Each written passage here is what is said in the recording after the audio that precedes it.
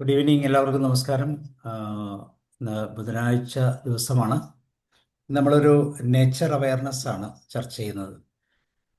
രണ്ട് ജീവികൾ തമ്മിലുള്ള ഒരു സൗഹാർദ്ദത്തിൻ്റെ പുതിയ പാഠങ്ങളാണ്. ഈ രണ്ട് ജീവികളെ നമുക്ക് നല്ല പരിചയമാണ്. പക്ഷേ രണ്ടുപേരും രണ്ടുപേർക്കെതിരായും ചെയ്യുന്ന കാര്യങ്ങളും അനുകൂലമായി ചെയ്യുന്ന കാര്യങ്ങളൊക്കെ ഒന്ന് വിലയിരുത്താൻ നമുക്ക് നോക്കാം. ആനയും മനുഷ്യനും സൗഹൃദത്തിൻ്റെ പുതിയ പാഠങ്ങൾ. ഇത് നമുക്ക് വേണ്ടി നൽകുന്നത് വയനാട്ടിൽ നിന്ന് ഓമന ടീച്ചറാണ്. തീർച്ചയായിട്ടും വയനാടിൻ്റെ ഒരു പരിസ്ഥിതിയുമായിട്ട് ബന്ധപ്പെട്ടൊക്കെ ഇതിനെ നമുക്ക് ചിന്തിക്കാം. എല്ലായിടത്തും ഉണ്ട് ഇതെല്ലാം, ഈ പ്രശ്നങ്ങളെല്ലാം. എല്ലാവരെയും സ്വാഗതം ചെയ്യുന്നു. ഉറപ്പ് ഓമന ടീച്ചറേയും. Omana teacher, you are welcome. Thank you sir. എല്ലാവർക്കും നമസ്കാരം. ഷെയർ ചെയ്യട്ടെ സാറ്? ചെയ്തോളൂ. ആനയും മനുഷ്യനും തമ്മിലുള്ള സൗഹൃദത്തിന്റെ പുതിയൊരു അധ്യായം. ആനയെ കാണാൻ എല്ലാവർക്കും ഇഷ്ടമായിരിക്കുമല്ലോ, അല്ലേ? ആനയെ കാണാൻ ഇഷ്ടമില്ലാത്തവരാരെങ്കിലും ഉണ്ടോ? അത്ര കുട്ടിക്കാലം മുതലേ കണ്ടു തുടങ്ങിയതാണ്. എന്നാലും മടുക്കുന്നുണ്ടോ? ഒരിക്കലും ആനയെ കടലും കണ്ട് മടുക്കൂല എന്നാ പറയുന്നത്. ഇന്ന് സാബു സാറിന്റെ ഈ മികച്ച പ്ലാറ്റ്ഫോമിലൂടെ നമുക്ക് ആനയെ പറ്റിയുള്ള അറിവുകൾ പരസ്പരം പങ്കുവെക്കാം. സാബു സാറിനോട് ഈ അവസരത്തിൽ ഹൃദയപൂർവ്വം നന്ദി പറഞ്ഞുകൊണ്ട് എല്ലാവർക്കും ഒരിക്കൽ കൂടി നമസ്കാരം.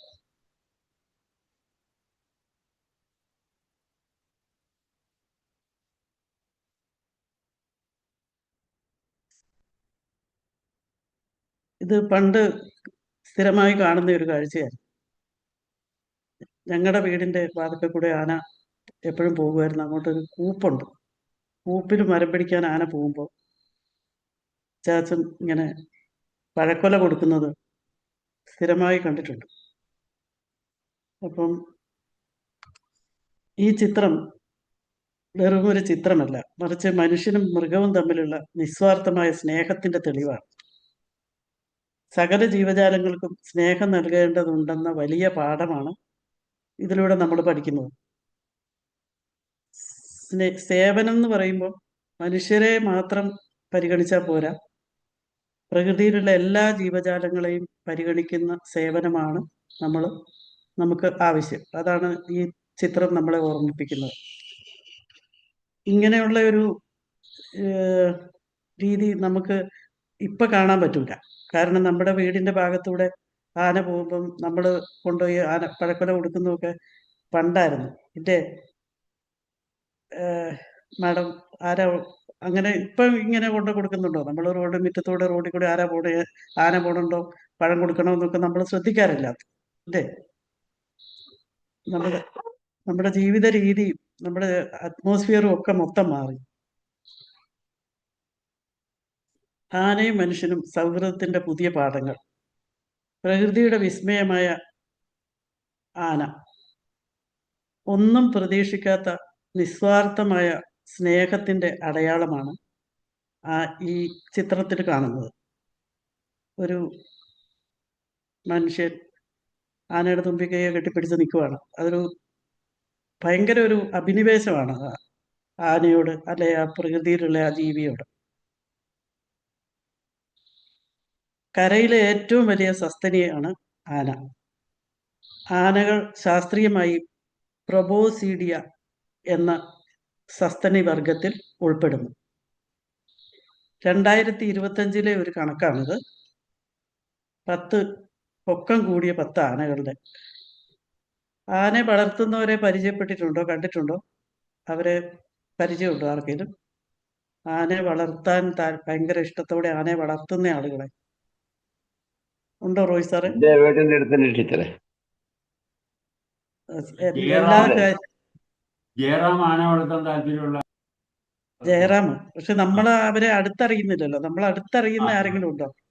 ഇപ്പൊ കുഞ്ഞോയ് മാസ്റ്ററുടെ അടുത്ത് ആനയെ വളർത്തുന്ന ഒരാളുണ്ട്. അപ്പൊ ഞാനൊരു കാര്യം ചോദിക്കട്ടെ സാറേ, ആനയെ പറ്റി അദ്ദേഹത്തിന്റെ ധാരണ എന്താണ്? അദ്ദേഹം ആനയെ പറ്റി കൃത്യമായി മനസ്സിലാക്കിയാണോ ആനയെ വളർത്തുന്നത്? ആനയെ പറ്റി അയാൾക്ക് ശരിക്കറിയാം. ആനയ്ക്ക് ചില ലക്ഷണങ്ങളുണ്ട്. ആനനെ നല്ല ആന വളർത്താൻ പറ്റിയ അപകടം ഉണ്ടാക്കാത്ത നല്ല ആനയുടെ ലക്ഷണങ്ങളുണ്ട്. ആ ലക്ഷണങ്ങളൊക്കെ അയാൾക്കറിയാം. അങ്ങനെയുള്ള ആനകളെ വാങ്ങി ഇയാൾ വളർത്തും. എന്നിട്ട് ഈ അമ്പലങ്ങളിലൊക്കെ ഉത്സവത്തിന് അതുപോലെ എല്ലാത്തിനൊക്കെ അയാൾ അതിന് പിന്നെ കൊടുക്കും. അതൊരു വരുമാന മാർഗമാണ്. പിന്നെ വീട്ടിൽ വളർത്തുക, രോമന ജീവി എന്നുള്ളവർക്ക് വളർത്തും. ഇതിന്റെ അടുക്ക അയാളെ അടുത്തൊരു മിനി എന്ന് പറഞ്ഞൊരു ആന ഉണ്ടായിരുന്നു. അത് ഇയാളെ കുടുംബാംഗങ്ങൾ പോലെ മുറ്റത്ത് അവിടെ കിടക്കും. എല്ലാ കുട്ടികളും ഭക്ഷണമൊക്കെ അവിടുന്ന് കഴിക്കും, കുട്ടികളൊപ്പം കളിക്കും. അങ്ങനത്തെ ഒരു ആളായിരുന്നു അയാൾ. അയാൾ യൂട്യൂബിൽ അടിച്ചാൽ കിട്ടും ടീച്ചർ അവിടെ ഡീറ്റെയിൽസ് ഒക്കെ. കൊളക്കാടൻ കൊളക്കാടൻ ആന എന്നാണ് അതിന്റെ പേര്. കൊളക്കാടൻ മിനി. അവർ യൂട്യൂബിൽ അതിന്റെ അവൈലബിൾ ആണ്, അവരെല്ലാ ഹിസ്റ്ററികളും. ഓക്കെ അതിപ്പോ സർ. ഇതിന്റെ ഇടയ്ക്ക് ആ ആന പെട്ടെന്ന് ചത്തുപോയി. എന്താ കാരണം എന്നറിയില്ല. ഇപ്പോഴും അവരടുത്ത് ആനകളുണ്ട്. Okay sir, thank you sir. ഞാൻ ഉദ്ദേശിച്ചത് ഈ ആന വളർത്തുന്ന ആളുകൾ അതിനെപ്പറ്റി വലിയ ധാരണയില്ല.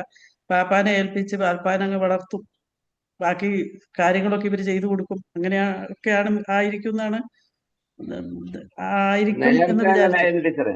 നേരത്തെ ഈ കൂപ്പ് പണിയൊക്കെ ഉണ്ടായിരുന്ന കാലത്ത് അങ്ങനായിരുന്നു ആനനെ വളർത്തിയിരുന്നത്. അത് പല സ്ഥലങ്ങളിലും ആനകൾ ഉണ്ടായിരുന്നു. അവൻ പണിക്ക് കൊണ്ടുപോകും, അവര് വാടകയ്ക്ക് കൊണ്ടുപോകും, അവര് വളർത്തും, അതിന് വാടക വാങ്ങും. അങ്ങനെയുള്ള ഒരു കാലം ഉണ്ടായിരുന്നു. ഇപ്പോഴങ്ങനെ ആ സിസ്റ്റം ഇല്ല. ഇപ്പൊ കൂപ്പ് പണിയൊന്നും ഇല്ലല്ലോ ഇപ്പൊ എവിടെയും. ഇപ്പൊ കൂപ്പുപണിയില്ല. അപ്പൊ ഈ ഇപ്പോഴിങ്ങനെ ആന ഇത്രയും പൊക്കമുള്ള ഈ ആനകള് അത് വളർത്തുന്നത് ഒരു അഭിമാനം, അല്ലെങ്കിൽ ഭയങ്കര അഭിമാനത്തോടെ ആയിരിക്കും വളർത്തുന്നത്. അപ്പൊ ഇവരുടെയൊക്കെ അതെ അതെ. നടത്തം പിന്നെ നമ്മുടെ ജഗതി ശ്രീകുമാറിന്റെ നടത്തമായിട്ട് ഉപമിച്ച് കേട്ടിട്ടുണ്ട്. 2 ആന ഇനങ്ങളാണുള്ളത്. ഒന്ന് ഏഷ്യൻ ആനകൾ. നമ്മുടെ ആനകൾ ഏഷ്യൻ ആനകളിൽ പെടും. ഏഷ്യൻ ആനയ്ക്ക് ആഫ്രിക്കൻ ആനകളെ അപേക്ഷിച്ച് വലിപ്പം കുറവാണ്. പിന്നെ അത് മനസ്സിലാക്കാനുള്ള മാർഗം 2 മുഴകളുണ്ട് തലയിൽ മുൻവശത്ത്. ആഫ്രിക്കൻ ആനയുടെ ചെവികളെക്കാളും ചെറിയ ചെവിയാണ് നമ്മുടെ ഏഷ്യൻ ആനകൾക്ക്. പിന്നെ തുമ്പിക്കൈയുടെ അറ്റത്ത് ഒരു വിരലിന്റെ ഒറ്റ വിരൽ പോലെ ഒരു എണ്ണ ഉണ്ടാവുക നമ്മുടെ ആനയ്ക്ക്. ആഫ്രിക്കൻ ആനയ്ക്ക് അങ്ങനെയല്ല. ആ കൊമ്പനാനയ്ക്കാണ് കൂടുതൽ വലിയ കൊമ്പുണ്ടാവുക. പിന്നെ കൊമ്പില്ലാത്ത ആനകളെ മോഴ എന്ന് വിളിക്കും. ആഫ്രിക്കൻ ആന ഏഷ്യൻ ആനകളെക്കാൾ ശരീര വലുപ്പവും ചെവിയുടെ വലുപ്പവും കൂടുതലാണ്. ആഫ്രിക്കൻ ഭൂഖണ്ഡത്തിന്റെ മാപ്പ് രൂപത്തിലുള്ള ചെവിയാണ് ഈ ആഫ്രിക്കൻ ആനയ്ക്കുള്ളത്. കുഴിഞ്ഞ മുതുകും. പെണ്ണാനകൾക്കും കൊമ്പുകളുണ്ട് ഈ ആഫ്രിക്കൻ ആനയിൽ. പിന്നെ ഇവരുടെ തൊലി ചുളിവ് കൂടുതലാണ്.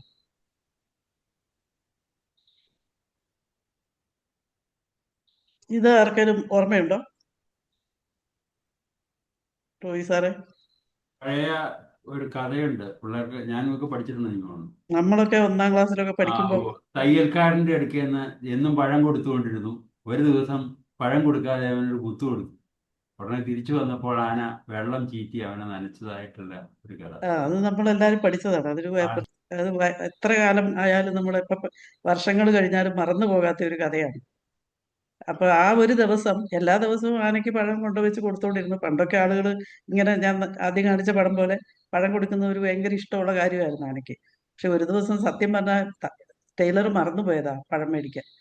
അപ്പൊ ആന തുമ്പിക്കൈ നീട്ടി വന്നപ്പോൾ കൂട്ടിന്റെ കൂടുതൽ കൊണ്ടാണ്, സ്നേഹത്തിന്റെ കൂടുതൽ കൊണ്ടാണ് അദ്ദേഹം ശരിക്കും പറഞ്ഞ ഒരു കുത്തുബെല്ല കൊടുത്തത്, പഴമില്ലാത്തതുകൊണ്ട്. പക്ഷെ ആന അത് ഓർത്തിരുന്നു. സ്നേഹമായാലും പ്രതികാരമായാലും ആനയ്ക്ക് നല്ല ഓർമ്മയുണ്ടാവും. അപ്പൊ ആന തിരിച്ചു വന്നപ്പോൾ അയാള് തുന്നാൻ വെച്ച തുണിയിലെല്ലാം വെള്ളം ചീറ്റിയ ഒരു കഥ നമ്മൾ എല്ലാവരും പഠിച്ചതാണ്. ഈ കഥ പറയാതെ ഈ ആനയുടെ കാര്യം പറയാൻ ശരിയാവില്ല എന്ന് വിചാരിച്ചിട്ടാണ്. ഇത് എൻ്റെ ജീവിതത്തിൽ എനിക്ക് അവിസ്മരണീയമായ ഒരു സംഭവമാണ്. ഞാനൊരു 2-2.5 3 വയസ്സുണ്ടാവില്ല, 2 വയസ്സൊക്കെ ഉണ്ടാവും. അപ്പൊ അമ്മച്ചിയുടെ കൂടെ തോട്ടിൽ കുളിക്കാൻ പോയിട്ട് തിരിച്ച് റോട്ടിൽ കൂടെ വരുമ്പോൾ അമ്മച്ചി എന്തോ എന്നെ പറഞ്ഞു, അടിക്കുകയോ എന്തെങ്കിലും ചെയ്തിട്ടുണ്ടാവും. അപ്പൊ ഞാൻ അവിടെ സ്റ്റക്കായി. പിന്നെ ഞാൻ അവിടെ നിന്ന് അനങ്ങൂല. അമ്മച്ചി പ്രഗ്നന്റ് ആണ്, കയ്യിൽ നിറച്ച് അലക്കിയ തുണിയും ഉണ്ട്. അപ്പോൾ ഈ എന്നെ എടുത്തോണ്ട് പോകാനൊന്നും പറ്റിയല്ല. അപ്പോൾ ഒരാന ദൂരെ നിന്ന് വരുന്നുണ്ട്. അപ്പോൾ വിചാരിച്ചു ആന വരുമ്പോൾ ഇവിടെ ഓടി വന്നോളൂ എന്ന് വിചാരിച്ചു. ഞാൻ പോയില്ല, ഞാൻ അവിടെ തന്നെ നിന്നു. ഞാൻ ആന വരുന്നത് കണ്ടിട്ടു അവിടെ തന്നെ നിന്നു. അപ്പോൾ അടുത്ത വീട്ടിലുള്ള ഒരു ചെറിയമ്മ, അവരുടെ പടമാണത്, അവരെന്നെ ഓടി വന്നിട്ട് അയ്യോ എൻ്റെ കുട്ടി ശിവ ശിവ എന്നൊക്കെ പറഞ്ഞിട്ട് ഓടി വന്ന് എടുത്തോണ്ട് പോയി. ആ എടുത്തോണ്ട് പോയതൊന്നും ഞാൻ അത്ര ഓർക്കുന്നില്ല. പക്ഷേ ഒരു 50 വർഷത്തിന് ശേഷം ഞാൻ അവരെ കാണാൻ പോയി. അവരുടെ മോളുടെ കൂടെ ഞാൻ കണ്ടുപിടിച്ചു. അങ്ങനെ കാണാൻ ചെന്നപ്പം എന്നെ പരിചയപ്പെടുത്തി കൊടുക്കുമ്പോൾ അവർക്ക് അറിയുന്നില്ല, ഓർമ്മയില്ല, അത്രയും വയസ്സുണ്ട്. അപ്പം ഞാൻ അപ്പം അവരുടെ മകള് പറഞ്ഞു അന്തോണി ചേട്ടൻ്റെ ഓമനയാണ് അമ്മയെന്ന് പറഞ്ഞു. അയ്യോ നിന്നെ കാണാതെ എനിക്ക് ഭരിക്കാൻ പറ്റുമോ, നിന്നെ ഞാനല്ലേ ആനയുടെ മുമ്പിൽ ഇത് രക്ഷിച്ചത്. അത്രയും വയസ്സായി അവര്. അത് പറഞ്ഞപ്പോൾ ഞാൻ വിചാരിച്ചു അത്രയും പ്രധാനപ്പെട്ട ഒരു കാര്യമാണെന്ന് അന്നേരമാണ് മനസ്സിലായത്. പിന്നെ അവരുടെ ഒരു കൊച്ചുമോന്റെ കല്യാണത്തിന് ഞാൻ അവരുടെ ഒരു ഫോട്ടോ എടുത്തതാണ്. ഇങ്ങനെയുള്ള ഒരുപാട് ഓർമ്മകൾ ആനയുമായിട്ട് ബന്ധപ്പെട്ട് നമ്മുടെ തലമുറയ്ക്ക് പ്രത്യേകിച്ചും ഉണ്ടാവും, ഇല്ലേ? ഇല്ലേ റോയ് സാറേ?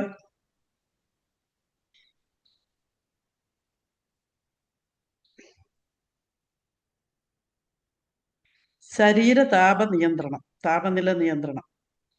ഈ ചെവികൾ വലിയ വിശറി പോലെ ഉള്ളത് കൊണ്ട് ആനകളുടെ ശരീരത്തിൽ വിയർപ്പ് ഗ്രന്ഥികൾ വളരെ കുറവാണ്.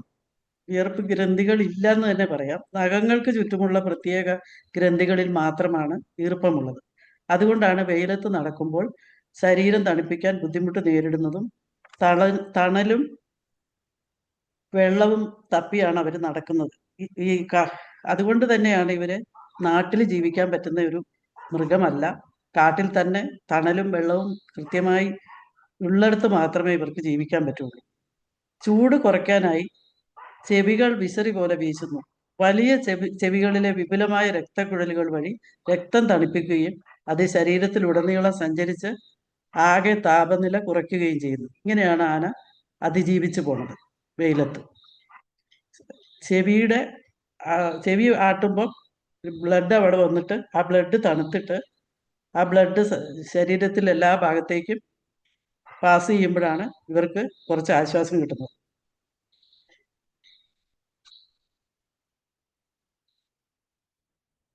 അതുകൊണ്ടാണ് ഇവരെ നാട്ടിൽ ജീവിക്കാൻ പറ്റാത്ത ജീവിയാണെന്ന് പറയുന്നത്. ഗജവീരന്മാരുടെ പല്ലുകൾ, ആയുസ്സും ആരോഗ്യവും. ആനയുടെ 2 പല്ലുകൾ വളർന്നിട്ടാണ് ഈ 2 കൊമ്പുകൾ ഉണ്ടാകുന്നത്. അത് വേറെ പല്ലാണ്, 2 പല്ല് പ്രത്യേക പല്ലാണ്. ആനയുടെ ജീവിതകാലത്ത് 6 തവണ പല്ലുകൾ കൊഴിഞ്ഞു പോകുന്നുണ്ട്, പുതിയത് വരും. ആകെ 26 പല്ലുകളാണ് ആനയ്ക്കുള്ളത്.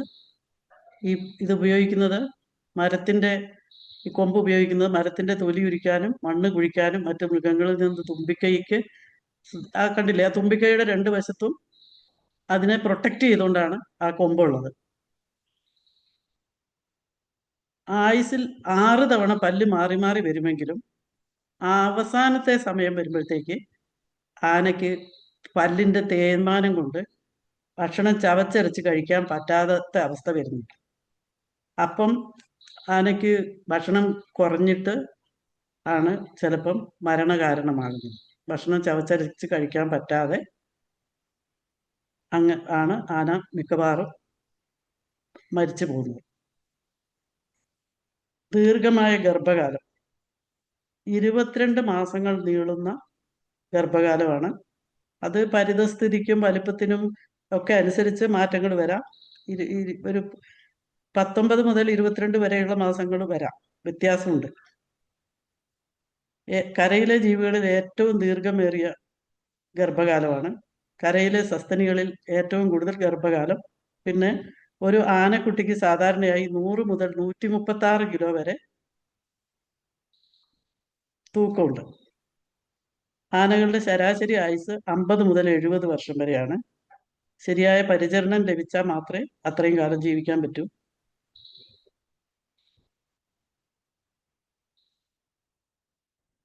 ആനയുടെ ഭക്ഷണ രീതി, നല്ല വിശപ്പാണ്. ദിവസേന 100 മുതൽ 180 കിലോഗ്രാം വരെ ഭക്ഷണം ആവശ്യമുണ്ട്.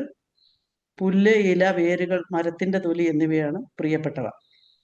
പക്ഷേ നമ്മളിവിടെ ഇതൊന്നും അല്ല കൊടുക്കുന്നത്. കൂടുതലും പനമ്പട്ട ആണ് കൊടുക്കുന്നത്. പനമ്പട്ട തന്നെയാണ് മിക്കവാറും ആനകളിങ്ങനെ കഴിക്കാൻ വേണ്ടി ചുമന്നുകൊണ്ട് പോകുന്നതും ആനയെ കെട്ടിയ സ്ഥലത്തൊക്കെ പനമ്പട്ട മാത്രമേ കാണാറുള്ളൂ. അങ്ങനെ പനമ്പട്ട മാത്രം കഴിക്കുമ്പോൾ, വെറും ഫൈബർ മാത്രമാകുമ്പോൾ ഇവർക്ക് ദഹന വ്യവസ്ഥ ശരിയാവില്ല. അല്ലെങ്കിൽ തന്നെ ആനയ്ക്ക് ദഹനം കുറവാണ്. അപ്പം അങ്ങനെ വെറൈറ്റി ഫുഡ് ഇലകളും അങ്ങനെ കാട്ടിൽ കഴിക്കുന്ന പോലെ കഴിക്കാതിരിക്കുമ്പോൾ ആനയ്ക്ക് ബുദ്ധിമുട്ടാണ്. ആനയുടെ ആയുസ് കുറയും. അതുപോലെ തന്നെ ധാരാളം വെള്ളം വേണം. ഒരു ദിവസം ഏകദേശം 200 ലിറ്റർ വരെ വെള്ളം കുടിക്കുന്നു. തുമ്പിക്കൈയിൽ ഏകദേശം ഒരു 10 ലിറ്റർ വെള്ളം വരെ സൂക്ഷിച്ചു വെക്കാൻ പറ്റും. അത് സൂക്ഷിച്ചു വെച്ചിട്ട് ഒന്നെങ്കിൽ ശരീരം തണുപ്പിക്കാൻ ഉപയോഗിക്കും, അല്ലെങ്കിൽ ദാഹിച്ചാൽ കുടിക്കാൻ ഉപയോഗിക്കും.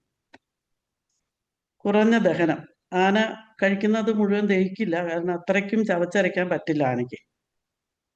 പിന്നെ അതുകൊണ്ട് ആന കൂടുതൽ തവണ വിസർജനം നടത്തും. ഈ വിസർജനം നടത്തുമ്പോൾ കാട്ടിലാണെങ്കിൽ വിത്തുകൾ വിതരണം നടക്കുന്നുണ്ട്.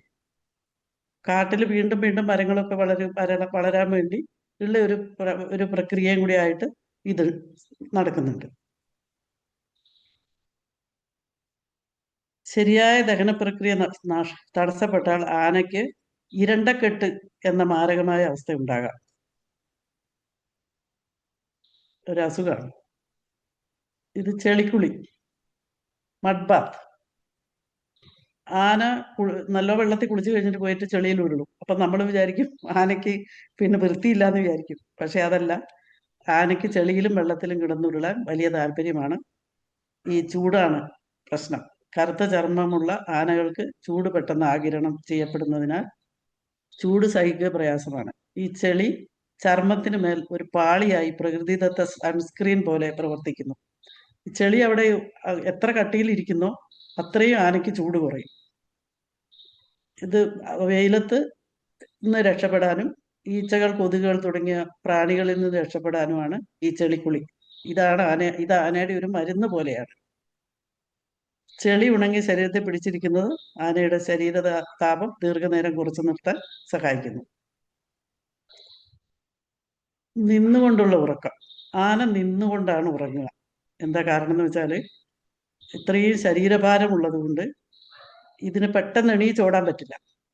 അപ്പം വന്യമൃഗങ്ങൾ വേറെ എന്തെങ്കിലും ആക്രമണങ്ങൾ വന്നാൽ ആനയ്ക്ക് നിന്നുറങ്ങിയാലേ ഓടാൻ പറ്റും. മികച്ച നീന്തൽക്കാർ.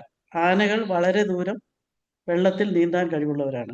അത് എങ്ങനെയാണ് നീന്തുന്നതെന്ന് വെച്ചാൽ, കൂടുതലും പിന്നെ ഒഴുക്കിനെതിരെയാണ് നീന്താൻ ഇഷ്ടം. ഇങ്ങനെ നീന്തുന്നത് ഈ തുമ്പിക്കൈ ഇങ്ങനെ മേലോട്ട്, വെള്ളത്തിന്റെ മേലോട്ട് പിടിച്ചിട്ടാണ്. ആ തുമ്പിക്കൈയാണ് അവരുടെ ശ്വാസകോശം. ഇതിന്റെ അടിയിലേക്ക് പിന്നെ നീന്താൻ പോകുന്ന ആൾക്കാർ ശ്വാസം വിടാൻ വേണ്ടി ഒരു കുഴൽ വെക്കുമല്ലോ, അതേ ഉപയോഗമാണ് ഈ തുമ്പിക്കൈ കൊണ്ടുള്ളത്. ചിത്രത്തിൽ കാണുന്നുണ്ടല്ലോ അല്ലേ? ആനകൾക്ക് ചാടാൻ പറ്റില്ല.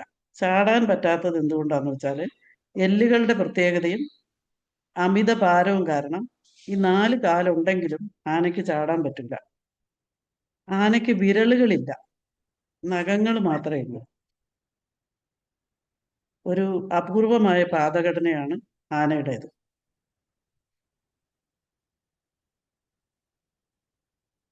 ശരീരഭാഗങ്ങളുടെ അളവുകൾ. തുമ്പിക്കൈ ഏകദേശം 130-140 കിലോ ഭാരമുണ്ട്. ശ്വസിക്കാനും വെള്ളം എല്ലാത്തിനും ഉപയോഗിക്കുന്നു. മണക്കാനും. തലച്ചോറ് 5 കിലോ ഭാരം. കരയിലെ ജീവികളിൽ ഏറ്റവും വലിയ തലച്ചോറ്. മികച്ച ഓർമ്മശക്തി. ഹൃദയം 12 മുതൽ 24 കിലോ വരെ ഭാരം.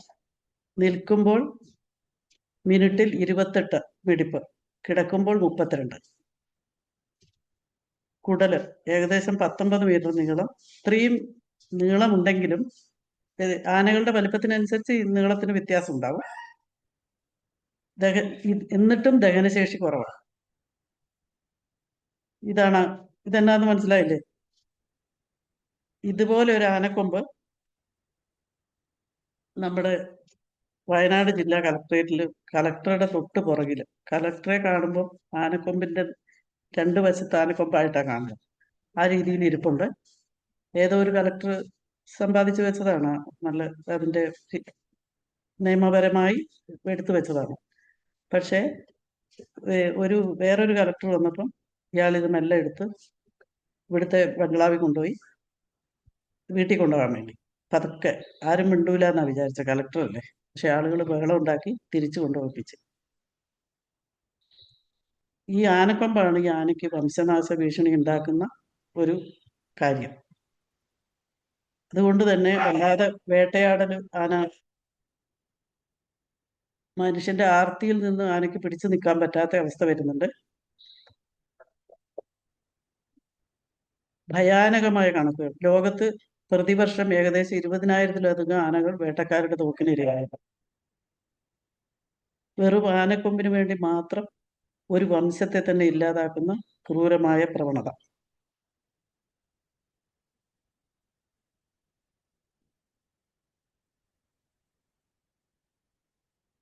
തിരുത്തേണ്ടത് ആനപ്രേമമല്ല, മനോഭാവമാണ്. 15 വർഷത്തിൽ കേരളത്തിൽ മാത്രം മരണപ്പെട്ടത് 1000-ഓളം ആനകളാണ്. കാരണങ്ങൾ എരണ്ടക്കെട്ട്, ക്ഷയം, ആന്ത്രാക്സ് പോലെയുള്ള, പിന്നെ ആനപോക്സ്, ഇതൊക്കെയാണ് ആനയ്ക്ക് വരുന്ന അസുഖങ്ങൾ. പിന്നെ ഈ ക്ഷയമുള്ള നാട്ടാന കാട്ടിൽ കൂപ്പിൽ മരം പിടിക്കാൻ പോയി കഴിയുമ്പോൾ ആ അസുഖം കാട്ടിലെ ആനയ്ക്കും വരും. അങ്ങനെയും കുറെ നശിച്ചു പോകും. നമ്മളെപ്പോഴും ആനപ്രേമം എന്ന് പറഞ്ഞ് ചെയ്യുന്നത് ആനയോടുള്ള സ്നേഹമല്ല, ശരിക്കും ക്രൂരതയാണ്. കാരണം ആന ഒരിക്കലും നാട്ടിൽ ജീവിക്കാൻ പറ്റാത്തതാണ്, ആവാസ വ്യവസ്ഥയുടെ തകർച്ച. പിന്നെ ആനത്താരകൾ കയ്യേറുന്നുണ്ട്. കാട്ടിൽ വഴി ഉണ്ടാക്കുന്ന ആനയാണ്, ആന പോകുന്ന വഴിയാണ് കാട്ടിലെ വഴി. അതൊക്കെ മുറിച്ച് നമ്മൾ വേറെ കാര്യങ്ങൾക്ക് ഉപയോഗിക്കുമ്പോൾ ആനയുടെ ആവാസ വ്യവസ്ഥ നഷ്ടപ്പെടുന്നു. ആയിരക്കണക്കിന് ചതുരശ്ര കിലോമീറ്റർ വിസ്തൃതിയുള്ള കാടുകൾ തുണ്ടം തുണ്ടമാക്കുന്നുണ്ട്. അത് ആനയ്ക്ക് ബുദ്ധിമുട്ടാണ്. കുറച്ച് കൂടുതൽ സ്ഥലം വേണം ആനയ്ക്ക്. ആവാസ വ്യവസ്ഥ നഷ്ടപ്പെടുന്നതും പിന്നെ പ്രജനനത്തിനുള്ള അവസരങ്ങൾ കുറവാണ്. നമ്മൾ ആനകളെ നാട്ടിലേക്ക് വളർത്താൻ കൊണ്ടുവന്നാൽ പ്രജനനത്തിനുള്ള അവസരം കൂടുതൽ കാട്ടിൻ്റെ അത്ര ഉണ്ടാവില്ല. പിന്നെ മനുഷ്യനും ആനയും തമ്മിലുള്ള സംഘർഷം വർദ്ധിപ്പിക്കുന്നതും ഏഷ്യൻ ആനകളുടെ വംശനാശത്തിന് ഭീഷണിയാണ്. ഈ ഒരു പഴക്കൊല ആനയ്ക്ക് എത്തുന്നതിനെക്കാട്ടിലും ഉയരത്തിൽ വെച്ചാൽ ആന എന്താ ചെയ്യുക സാധാരണ? കണ്ടിട്ടുണ്ടോ? രണ്ട് കാലം രണ്ട് കാലം നിൽക്കും. എന്നിട്ടും പറ്റുന്നില്ലെങ്കിൽ കട്ടകൾ പെറുക്കിക്കൊണ്ട് വെക്കും. എവിടെന്നെങ്കിലും കട്ടകളൊക്കെ പെറുക്കിക്കൊണ്ട് വെച്ചിട്ട് അതിൻ്റെ മേലെ കയറി നിന്നിട്ടായാലും അത് എടുക്കും. അത്രയും ബുദ്ധിയാണ് ആനയ്ക്ക്. ആനപ്പക എത്ര വർഷം കഴിഞ്ഞാലും, ഇതിന് ഭയങ്കര ഘ്രാണശക്തിയാണ്. എത്ര വർഷം കഴിഞ്ഞാലും ഈ ആന ആ പക വെച്ചുകൊണ്ട് ആളുകളെ കണ്ടുപിടിക്കും. ആനയ്ക്ക് കാട്ടിലാണെങ്കിൽ സ്വയം ചികിത്സയാണ്. മണ്ണ് തിന്നുക, ഔഷധ സസ്യങ്ങൾ, ഭയങ്കര കയ്പൊക്കെയുള്ള ചില ഇലകൾ കഴിക്കുക, മരത്തൊലികൾ, പിന്നെ സ്വയം ഉപവസിക്കും. അങ്ങനെ അവർ രോഗങ്ങളെ അതിജീവിക്കും. പക്ഷേ നാട്ടിൽ ഇതിന് അങ്ങനെയൊന്നും തപ്പിത്തിന്നാനുള്ള അവസരമില്ല. സമൂഹബോധം, അത് ഭയങ്കര സമൂഹബോധമാണ്. കൂട്ടത്തിലുള്ള ഒരാളെയോ അല്ലെ കുഞ്ഞുങ്ങളെയോ കാണാതെ പോയാൽ ഭയങ്കരമായിട്ട് അന്വേഷിച്ച് കണ്ടുപിടിക്കും. വളരെ നിർബന്ധമാണ്. അപ്പം ഇതിൽ നിന്ന് തന്നെ മനസ്സിലാക്കാം ആനയ്ക്ക് ഒറ്റയ്ക്ക് ജീവിക്കാൻ പറ്റില്ല. ആന ഒരു സാമൂഹ്യ ജീവിയാണ്, മനുഷ്യനെ പോലെ തന്നെ. ആനയുടെ വേഗത, നടത്തം സാധാരണയായി മണിക്കൂറിൽ ഏകദേശം 4 കിലോമീറ്റർ വേഗതയിൽ നടക്കും. റണ്ണിങ് സ്പീഡ് 20 മുതൽ 25 കിലോമീറ്റർ വരെയാണ് ആന ഓടുന്നത്. ആനയുടെ പാദങ്ങൾ പ്രകൃതിയുടെ ഒരു വലിയ അത്ഭുതമാണ്. ആ അത്ഭുതത്തിന്റെ മേലെയാണ് മനുഷ്യന്റെ ക്രൂരതയും. അതിലോലമാണ് പാദങ്ങൾ. ആനയുടെ ആയതുകൊണ്ട് നമ്മൾ വിചാരിക്കും അതിന്റെ അടിവശവും ഭയങ്കര കട്ടി ഉണ്ടാവും. ആന എന്ന് പറഞ്ഞാൽ അത്രയും കട്ടി ഉണ്ടാവും എന്നാണ് നമ്മൾ വിചാരിക്കുക. പക്ഷേ മനുഷ്യന്റെ പൃഷ്ഠഭാഗത്ത് ഗ്ലൂട്ടിയസ് ഫാറ്റി ടിഷ്യൂ പാഡ്സ് ഉണ്ട്. അതുപോലെ ആണ് ആനയുടെയും കാലിന്റെ അടിവശം. എന്ന് വെച്ചാൽ നമ്മുടെ നമ്മൾ ഇരിക്കുമ്പോൾ നമുക്കൊരു കുഷ്യൻ പോലെ തോന്നുന്ന രീതിയിലാണ് നമ്മുടെ പൃഷ്ഠഭാഗം ഉള്ളത്. അതുപോലെ വളരെ സോഫ്റ്റ് ആയിട്ടുള്ള ഒരു കുഷ്യൻ പോലെയാണ് ആനയുടെ കാലിന്റെ പാദം. അത് തണലിൽ മാത്രം ജീവിക്കേണ്ട ജീവിയാണ്. പണ്ടൊക്കെ ഇപ്പൊ ഇല്ല, കത്തുന്ന ടാറിട്ട റൂട്ടിൽ കൂടെ ഈ ആന നടന്നു പോകുമ്പോൾ ശരിക്കും ആനയുടെ കാല് പൊള്ളും. നമ്മൾ ഒന്നും ഇല്ലാതെ, ഒരു അടിവസ്ത്രം ഇല്ലാതെ ഈ പൊള്ളുന്ന ടാറിൽ ഇരുന്നാൽ, റോഡിൽ ഇരുന്നാൽ എങ്ങനെയുണ്ടോ അതേ അവസ്ഥയാണ് ആനയുടെ കാലിന് സംഭവിക്കുന്നത്. ആനയുടെ പാദങ്ങൾ കുഷ്യൻ പോലെയുള്ളതാണ് നമ്മൾ പറഞ്ഞു. തണുപ്പും നനവുമുള്ള മണ്ണിൽ മാത്രം ജീവിക്കാൻ പറ്റിയതാണ്. ആനയുടെ ശരീരത്തിൽ വിയർപ്പ് ഗ്രന്ഥികൾ ഉള്ളത് കാൽനഖങ്ങൾക്ക് ചുറ്റും മാത്രമാണ്. ശരീരത്തിലെ ചൂട് കുറയ്ക്കാൻ ചെവി ആട്ടുന്നതും രക്തം ചെവിയിലേക്ക് വന്നിട്ട് ദേഹമാസകലം വിന്യസിക്കുന്നതും ഒരു അത്ഭുത പ്രക്രിയയാണ്. അതൊക്കെ നമ്മൾ പറഞ്ഞു. തണലിൽ ജീവിക്കേണ്ട ആനകളുടെ കാലുകൾ ടാറിലെ ചൂട് കാരണം പഴുക്കുകയും മുറിവുണ്ടാകുകയും ചെയ്യുന്നത് സ്ഥിരമായ പരിപാടിയാണ്. മെരുക്കൽ എന്ന് പറഞ്ഞിട്ട് എന്താണ് സാധാരണ സംഭവിക്കുന്നത്? ചതിക്കുഴിയും കുങ്കിയാനകളും. നമ്മൾ ചതിക്കുഴി കുഴിച്ചിട്ട് കുങ്കിയാനകളെ കൊണ്ട് പിടിച്ചു കൊണ്ടുവന്നാണ് നമ്മൾ പിടിച്ചോണ്ട് വരുന്നത്. ഇത് ഇണക്കലല്ല, ഒരുതരം അടിമത്തമാണ് ആനയ്ക്ക് വരുന്നത്. കാരണം ആന ഒരിക്കലും ഇണങ്ങൂല, സാമൂഹ്യ ജീവിയാണ്, ഒറ്റയ്ക്ക് ഒരിക്കലും ഇണങ്ങൂല.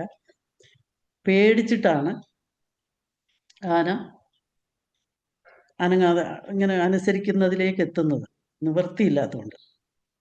ഒരുതരം മെരുങ്ങലാണ്. തീയും ശബ്ദവും കാട്ടി ഭയപ്പെടുത്തുന്നു, പട്ടിണി കെടുത്തുന്നു. പിന്നെ എന്തു വന്നാലും മെരുങ്ങുന്നില്ലെങ്കിൽ, അടങ്ങുന്നില്ലെങ്കിൽ കാലിൽ മുറിവുണ്ടാകും. എന്നിട്ട് ആ മുറിവിൽ തോണ്ടും. അപ്പോൾ അടങ്ങി നിൽക്കും വേദന കൊണ്ട്. ഇങ്ങനെയൊക്കെയാണ് ആനേനെ മെരുക്കുന്നത്. ഇച്ഛാശക്തി തകർക്കാനുള്ള ഈ ശ്രമങ്ങളെ ആനകൾ അതിജീവിക്കാൻ ശ്രമിക്കുന്നു. മരക്കറ ഉപയോഗിച്ച് കാഴ്ച കളയുന്നത് പോലുള്ള ക്രൂരതകൾക്ക് വരെ ആനകൾ ഇരയാകുന്നു. ഇപ്പം ആനകളെ ടാറിട്ട റോഡിലൂടെ നടത്താൻ പാടില്ല, നിയമമുണ്ട്, കർശനമാണ്. വാഹനങ്ങളിൽ മാത്രമേ ആനയെ കൊണ്ടുപോകാം. പണ്ടൊക്കെ നമ്മൾ ഇങ്ങനെ ഈ കാഴ്ച കണ്ടുകൊണ്ടിരുന്നു. അന്നൊക്കെ ഇതിലും കൂടുതൽ ആന അനുഭവിച്ചു. ആനയില്ലാത്ത പൂരമില്ല, അതൊരു ചൊല്ലാണ്. ഈ പൂരത്തിന് ആന വേണമെന്ന് നിർബന്ധമാണ് മനുഷ്യർക്ക്. ഈ പൂരങ്ങളിൽ ആന തലയാട്ടും. ആന തലയാട്ടുന്നത് ഈ ചെണ്ടയും ഈ മേളങ്ങളൊക്കെ ആസ്വദിക്കുന്നതാണെന്നാണ് എല്ലാവരും വിചാരിക്കുന്നത്. കാട്ടിലെ ആനക്കുട്ടികളൊന്നും അങ്ങനെ തലയാട്ടില്ല, അല്ലെങ്കിൽ ചെവി വീശൂല. കാരണം എന്താന്ന് വെച്ചാൽ അവർക്ക് അസ്വസ്ഥത വരുമ്പോഴാണ് അവര് ചെവി ഇങ്ങനെ ആട്ടുന്നത്. അവർക്ക് സ്ട്രെസ്സാണ്. ഇങ്ങനെ കൂടുതൽ അവരെ പെരുക്കാൻ വേണ്ടി ഒച്ചയിടുകയും വലിയ പടക്കം പൊട്ടിക്കുകയൊക്കെ ചെയ്യുന്നത് പോലെ ഈ ഒച്ചകൾ അവർക്ക്, ഇത്രയും ശബ്ദങ്ങൾ അവർക്ക് കടുത്ത മാനസിക സംഘർഷമാണ്, സ്ട്രെസ്സാണ്. പിന്നെ നമ്മൾ പറയും എപ്പോഴും ഗജകേസരി യോഗം, ഗജപോക്രി, ആനച്ചന്തം. ആനയ്ക്ക് അത്രയും വലിയ സ്ഥാനമാണ് നമ്മൾ കൊടുത്തിരിക്കുന്നത്. ഗജകേസരി യോഗം എന്നൊക്കെ നമ്മൾ ഉപയോഗിക്കുന്ന ഓരോ വാക്കുകളാണ്. ഗജം ആന, കേസരി സിംഹം. ആനയുടെ ചന്തവും സിംഹത്തിന്റെ പ്രൗഢിയും ഒക്കെ ഉള്ളതിനാണ് ഗജകേസരി യോഗം എന്നൊക്കെ പറയാം. ഗജപോക്രി, വലിയ പോക്രീനെ ഗജപോക്രി എന്ന് വിളിക്കും, ആനച്ചന്തം എന്ന് പറയും. ഇതൊക്കെ ആനയോട് മനുഷ്യന്റെ സ്നേഹമാണെന്നാണ് നമ്മൾ വിചാരിക്കുന്നത്. പക്ഷെ ആനയെപ്പറ്റി ആരും ചിന്തിക്കുന്നില്ല, ആനയുടെ വിഷമങ്ങൾ ആരും ആലോചിക്കുന്നില്ല. ആനയുടെ മാതൃസ്നേഹം മനുഷ്യര് കുട്ടികളെ വളർത്തുന്ന പോലെയാണ് ആന വളർത്തുന്നത്. ആനയ്ക്ക് അമ്മയുടെ കരുതൽ ഭയങ്കരമാണ്. കാട്ടിലെ ജീവിത പാഠങ്ങൾ കുഞ്ഞുങ്ങളെ പഠിപ്പിക്കുന്നത് അമ്മയാനകളാണ്. എവിടെ നിന്ന് വെള്ളം കുടിക്കണം, എങ്ങനെ നീന്തണം, എന്ത് ഭക്ഷണം കഴിക്കണം, അപകടങ്ങളിൽ നിന്ന് എങ്ങനെ ഒഴിഞ്ഞു മാറണം എന്നിവ കുഞ്ഞുങ്ങളെ കാണിച്ചു കൊടുക്കുന്നത് അമ്മയാണ്. സ്നേഹവും അച്ചടക്കവും കുഞ്ഞുങ്ങൾ വഴിയോരങ്ങളിൽ നിന്ന് മാറുമ്പോൾ അമ്മയാനകൾ അവരെ തുമ്പിക്കൈ കൊണ്ട് ചേർത്ത് പിടിച്ച് തിരികെ കൊണ്ടുവരുന്നത് നമ്മൾ കണ്ടിട്ടുണ്ടാവുമല്ലോ. പിന്നെ ഒരു പ്രത്യേകത എന്താണെന്ന് വെച്ചാൽ മനുഷ്യ ശബ്ദം തിരിച്ചറിയാൻ പറ്റും. എങ്ങനെ? കുട്ടികളുടെ ശബ്ദം, സ്ത്രീകളുടെ ശബ്ദം, പുരുഷന്മാരുടെ ശബ്ദം. പുരുഷന്മാരുടെ ശബ്ദത്തെ ഇവർക്ക് പേടിയാണ്. കാരണം എപ്പോഴും ഇവരെ പേടിപ്പിക്കുന്നതും ബുദ്ധിമുട്ടിക്കുന്നതും ഒക്കെ പുരുഷന്മാരാണല്ലോ. അതിവിടെയുള്ള കുരങ്ങിനും കാണാം. കുട്ടികളെയും പേടിയില്ല, സ്ത്രീകളെയും പേടിയില്ല. അവരെ ഓടിച്ചാൽ ഇങ്ങോട്ട് വന്ന് ഉപദ്രവിക്കും. എങ്ങാനും നമ്മൾ ഓടിക്കേണ്ട ആവശ്യം വന്നാൽ നമ്മുടെ കയ്യിൽ ഒരു വലിയ മാരകായുധം എന്തെങ്കിലും വേണം, വലിയ കത്തിയോ എന്തെങ്കിലും. ഇല്ലെങ്കിൽ അവരിങ്ങോട്ട് വന്ന് ഉപദ്രവിക്കും. അത് ഇവിടുത്തെ കുരങ്ങൻ ചെയ്യുന്നുണ്ട്.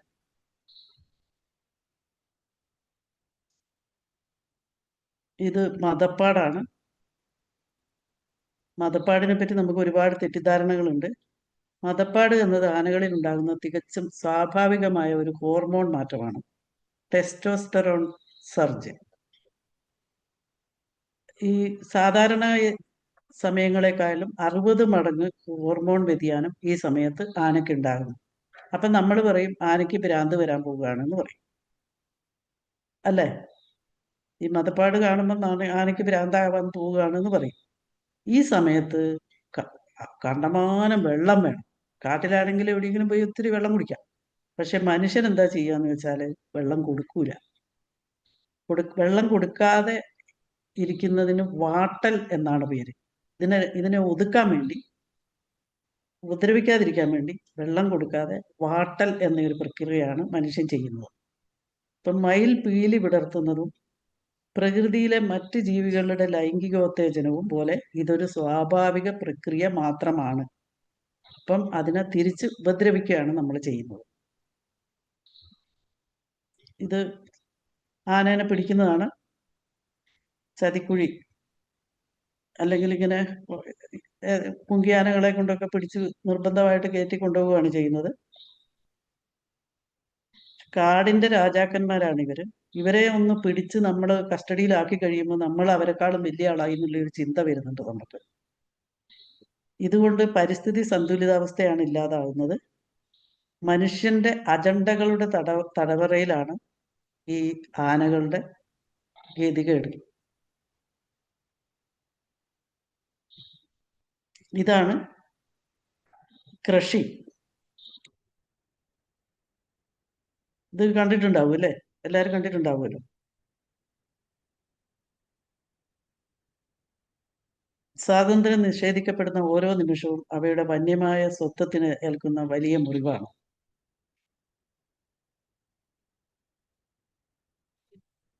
ആനകൾ നേരിടുന്ന ആരോഗ്യ പ്രശ്നങ്ങൾ. തടവറയിലെ ജീവിതം ഏറ്റവും വലിയ ഗതികേടാണ്. ഞാൻ പിന്നെ നേരത്തെ പറഞ്ഞു ചട്ടവ്രണം, ഫുഡ് റോട്ട്. ഇങ്ങനെ ചങ്ങലയിട്ട് പിടിച്ച് വലിക്കുന്നത് കൊണ്ടും ചട്ടവ്രണം ഉണ്ടാകാം. മെരുങ്ങാൻ വേണ്ടി സ്വയമേ പാപ്പാന്മാര് വ്രണം ഉണ്ടാക്കിയിട്ട് അതിൽ കുത്തുമ്പോഴും ചട്ടവ്രണം ഉണ്ടാകും. ചട്ടം പഠിപ്പിക്കാനുള്ള വ്രണം എന്നാണ് ചട്ടവ്രണം. ഇത് ഭയങ്കര വേദനയുള്ള ഒരു പരിപാടിയാണ്. ദീർഘനേരം ഒരേ നിലത്ത് നിൽക്കേണ്ടി വരുന്നത്, അശുചിത്വമുള്ള തറ, കൃത്യമായ പാദപരിചരണത്തിന്റെ അഭാവം, ഇതൊക്കെ കൊണ്ട് ഇതുപോലെയുള്ള ചെളിയിൽ ആ വ്രണത്തോടു കൂടി നിൽക്കുമ്പോൾ ഒരിക്കലും ഉണങ്ങില്ല. ആനയുടെ ചലനശേഷിയെ ബാധിക്കുകയും കടുത്ത വേദനയിലൂടെ അവയുടെ മാനസികവും ശാരീരികമായ ആരോഗ്യത്തെ തകർക്കുകയും ചെയ്യുന്നു. ഇങ്ങനെ തകർത്തിട്ടാണ് നമ്മൾ മെരുക്കി പിടിച്ച് കൊണ്ടുനടക്കുന്നത്. വയനാട് ഉരുൾപൊട്ടലിൽ സംഭവിച്ചത് എല്ലാവർക്കും അറിയാം. ആ സ്ത്രീ കുട്ടിയെ കൊണ്ട് ഓടി ചെന്നപ്പോൾ ആന സംരക്ഷിച്ച ഒരു കഥ അറിയാലോ അല്ലേ? എല്ലാവരും പത്രത്തിൽ ഒത്തിരി തവണ വായിച്ചതായിരിക്കും. അടുത്ത കാലത്ത് സംഭവിച്ചതായതുകൊണ്ട് ഒത്തിരി പറയണ്ടല്ലോ. നേരം വെളുക്കുന്നവരെ ആന കാവല് നിന്നു. ആ സമയത്ത് ആനയുടെ കണ്ണിൽ നിന്ന് വെള്ളം വരുന്നുണ്ടായിരുന്നെന്നാണ് അവര് പറയുന്നത്. നല്ല ബുദ്ധിയുള്ള മൃഗമാണല്ലോ ശരിക്കും. നന്ദി. പ്രകൃതിയുടെ ഈ കാവൽക്കാരെ നമുക്ക് ഒരുമിച്ച് സംരക്ഷിക്കാം.